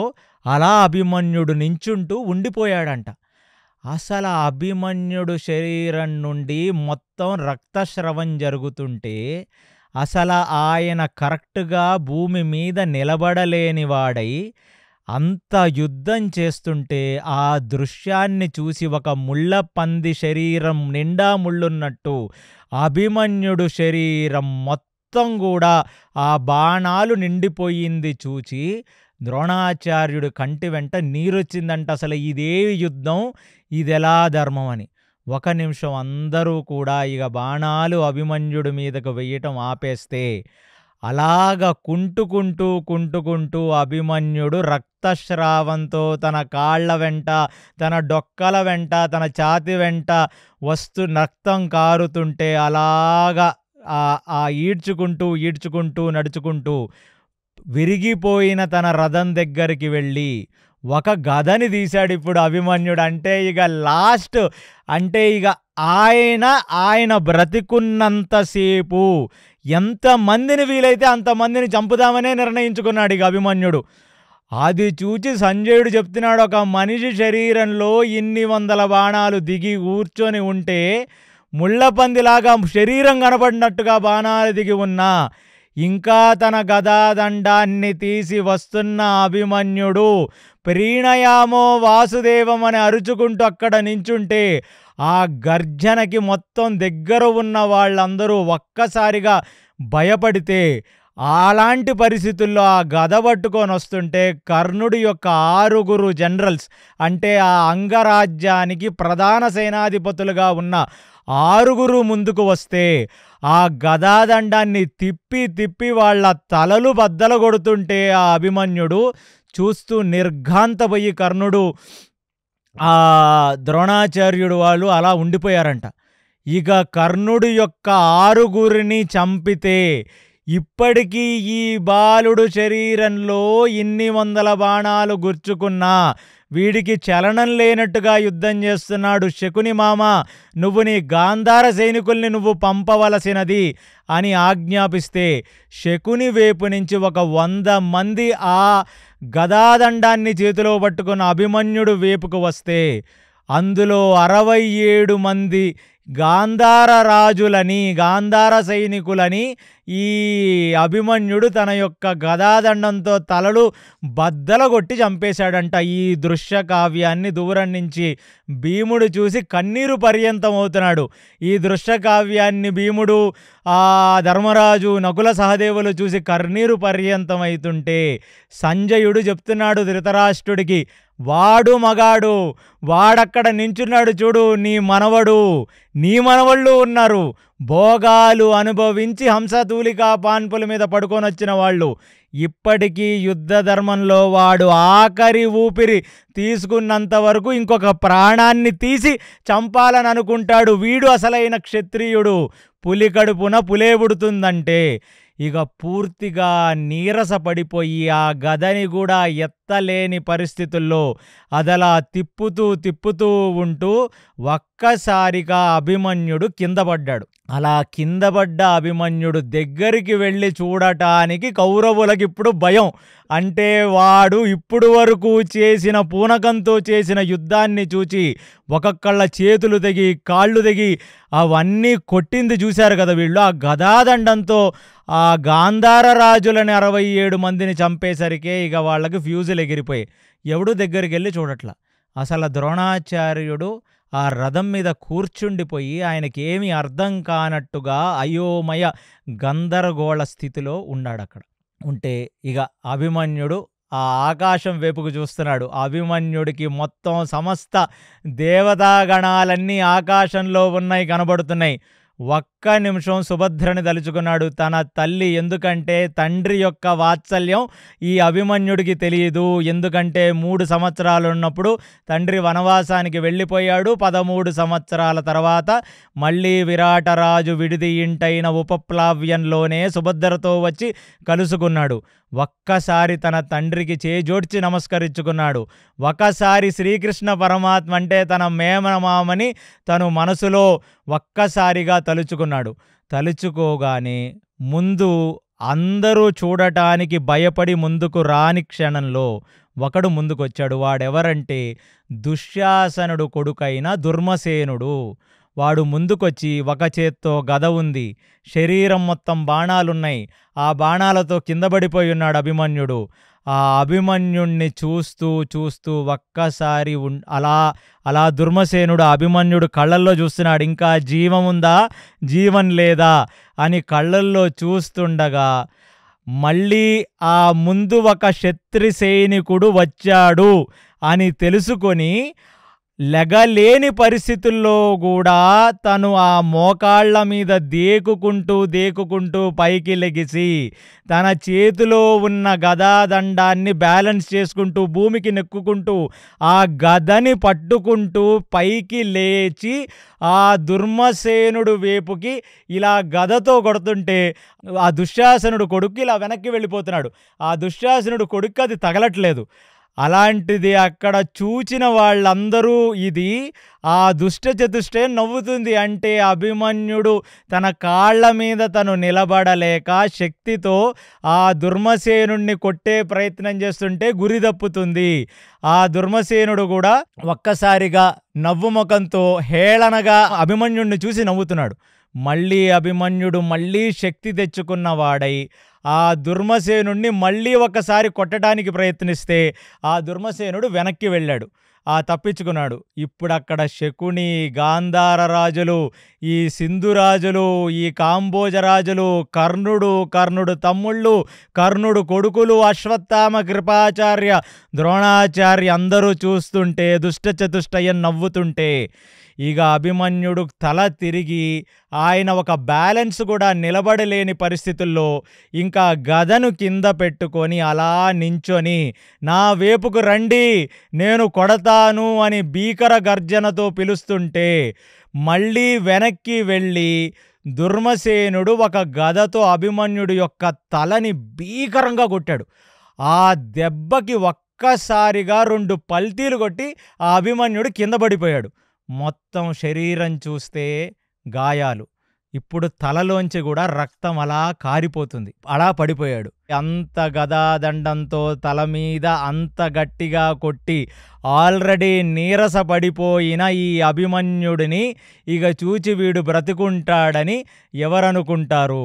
అలాంటిది ఇప్పుడు మొత్తం అంత అతిరథ మహారథులందరూ దగ్గరికి రాగానే అలా కింద పడిపోయిన అభిమన్యుడి యొక్క తల నుంచి ఇలా రక్తం పూర్తిగా ఇలా కారుతుండగా పైనుంచి దేవతలు, ఆ కిన్నర, కింపురుష, గాంధర్వ, నారద, తుంబర వ్యాసులందరూ కూడా పైనుంచి చూస్తుండగా ఇలాంటి కులతిలకం నా కుటుంబంలో పుట్టిందని శంతనుడు పైనుంచి చూస్తుండగా, ఇంద్రచంద్రాదులు పైనుంచి చూస్తుండగా సూర్యుడు ఎరుపెక్కాడు.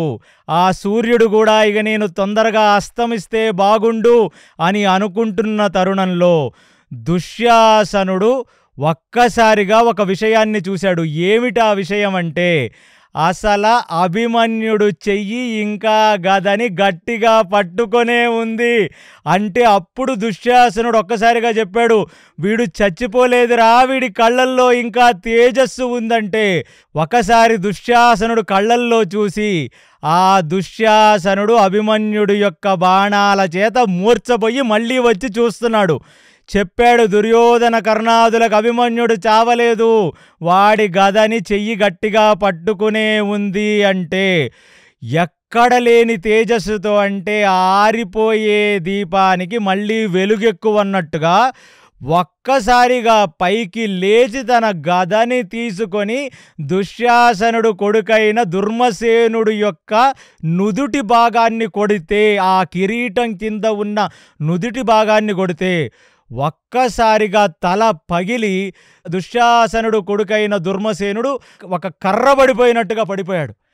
అది చూచి ఈ దుశ్శాసనుడు ఒకసారిగా చనిపోయిన తన కొడుకుని చూచి అలా నిలబడి ఆ నవ్వు ముఖంతో ఒంట్లోంచి రక్తం కారుతుంటే, తలలోంచి రక్తం కారుతుంటే, ఒక చిరుమందహాసంతో వాళ్ళని చూస్తుంటే, అప్పుడు ఒక్కసారిగా అభిమన్యుడు ఒక సింహగర్జన చేశాడు. ప్రీణయామో వాసుదేవమని. అది చూసి తట్టుకోలేక వెనక నుంచి ఆ దుశ్శాసనుడు తన ఎడంకాలు తీసుకొని అభిమన్యుణ్ణి ఒక తన్నుదంతే. అలా ఊగిపోతూ, అంటే బ్యాలెన్స్ చేసుకుంటూ ఊగిపోతూ ముందుకు వెళ్ళి తన చేతిలోంచి గద జారిపోయి ఒక్కసారిగా సూర్యుడిని చూస్తూ, ఒక్కసారిగా తనకు విద్య నేర్పిన ఆ శ్రీ మహావిష్ణువు శ్రీకృష్ణుణ్ణి తలుచుకుంటూ అలా కింద పడిపోయాడు అభిమన్యుడు.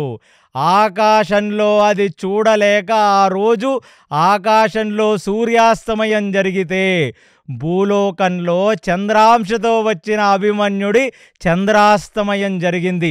ఇక్కడొక చంద్రుడు పడ్డాడు, ఆకాశాన ఇంకొక చంద్రుడు పైకి వచ్చాడు. ఇప్పుడు సూర్యాస్తమయం ఆకాశంలో చంద్రోదయం జరిగింది, భూమండలంలో చంద్రాస్తమయం జరిగింది. ఇది ఒక్కసారిగా సంజయుడు ధృతరాష్ట్రుడికి చెప్తుంటే చనిపోతూ కూడా ఒకసారిగా లేచి ఏ దుశ్శాసనుడు కొడుకైన దుర్మసేనుడు తల మీద కొట్టాడో వెనక నుంచి వాడి తలబద్దల కొట్టి చంపేశాడ్రా. ఇలాంటి కులతిలకాలు పుట్టాలి ఈ కురు సామ్రాజ్యంలో, ఇలాంటి కులతిలకాలు ఏలాలి సింహాసనాన్ని. నువ్వు నీ కొడుకులు కలిసి మీ యొక్క దుష్ట ప్రవృత్తి స్వార్థంతో బ్రతికిన బ్రతుక్కి ఇవాళ ఒక గొప్ప యోధుడు 16 ఏళ్ల పిల్లవాడు అస్తమించాడు అని సంజయుడు చెప్తుంటే గుడ్డివాడైన ధృతరాష్ట్రుడికి కూడా అతనికి ఒక నిమిషం కళ్ళమట నీళ్ళొచ్చాయి. అలా అభిమన్యుడు సింహగర్జన చేస్తూ వెనక్కి పడిపోతున్న అభిమన్యుణ్ణి చూసి ద్రోణాచార్యుడు కన్నీరు పర్యంతమయ్యాడు. కృపాచార్యులు అసలు ముఖం ఎక్కడ పెట్టుకోవాలో తెలియక తలదించుకున్నారు. అసలు కర్ణుడు, దుశ్శాసనుడు, ఈ దుర్ముఖ, శకుని, గాంధార రాజులు అందరూ కూడా అమ్మయ్య ప్రాణాలు దొరికాయి చాలరా అనుకున్నారు. ఇక ఒక్క క్షణం అటువైపు భీముడు, ధర్మరాజు, నకుల సహదేవులు అందరూ కూడా ఇక ఒక్కసారిగా వాళ్ళ రథాల్లో కుప్పకూలిపోయి ఇక అభిమన్యుడి యొక్క మరణానికి సంతాపం వహించడమే తప్ప ఇక చెయ్యగలిగింది ఏమీ లేదనుకున్నారు. అక్కడ అసలు ఇలాంటి ఒక భీకరమైన విషయాన్ని ఇప్పుడు కృష్ణార్జునులొస్తే చెప్పేది ఎలాగా? ఆ దృశ్య కావ్యాన్ని చూసిన ద్రోణాచార్యుడికి అర్థమైపోయింది, మనము చెయ్యరాని పని చేశాం. ఆయుధం చేతిలో లేని మనిషిని నలువేపుల నుంచి 4 వీరక్షత్రియులు మహారథులందరూ కలిసి వచ్చి ఒక క్రూర మృగాన్ని వేటాడి చంపినట్టుగా చంపారా చిన్నపిల్లవాడినని. ఆ రోజు శంఖనాదం చెయ్యాలో లేదో కూడా తెలియని ఒక అయోమయ స్థితుల్లో తలలు కింద పెట్టుకొని ద్రోణాచార్యుడు అక్కడి నుంచి వెళ్ళిపోయాడు. అలాంటిది ఇప్పుడు వైశంపాయనుడు జన్మేజయుడికి ఆ తమ్ముళ్ళకి చెప్తున్నాడు, ఇవాళ ఒక చంద్రాస్తమయం జరిగింది, కానీ అభిమన్యుడి తేజస్సు ఉత్తర గర్భంలో పెరుగుతుంది, మీ నాన్న జననం జరుగుతుంది. ఈ పరాక్రమం, ఈ రక్తం, ఈ వీర్యం వేస్ట్ కాదు. ఇలాంటి క్షత్రియులు ఒకళ్ళ తర్వాత ఒకళ్ళు మళ్ళీ ప్రకృతి ధర్మ సంస్థాపనకి పుట్టిస్తూనే ఉంటుంది. అందుకనే శ్రీకృష్ణ పరమాత్మ కూడా అభిమన్యుడు అస్తమించడానికి ఆయన అనుగ్రహం ఇచ్చాడు. ఎందుకంటే దాని తర్వాత తన యొక్క తేజస్సైన పరీక్షిత్ జననం జరుగుతుంది. కాబట్టి ఇలాంటి ఒక అభిమన్యుడు లాంటి వీర యోధులు పుట్టిన ఈ దేశం కలియుగ ఆరంభంలో పరీక్షిత జన్మేజయుల రక్తమే ఈ అభిమన్యుడి రక్తం.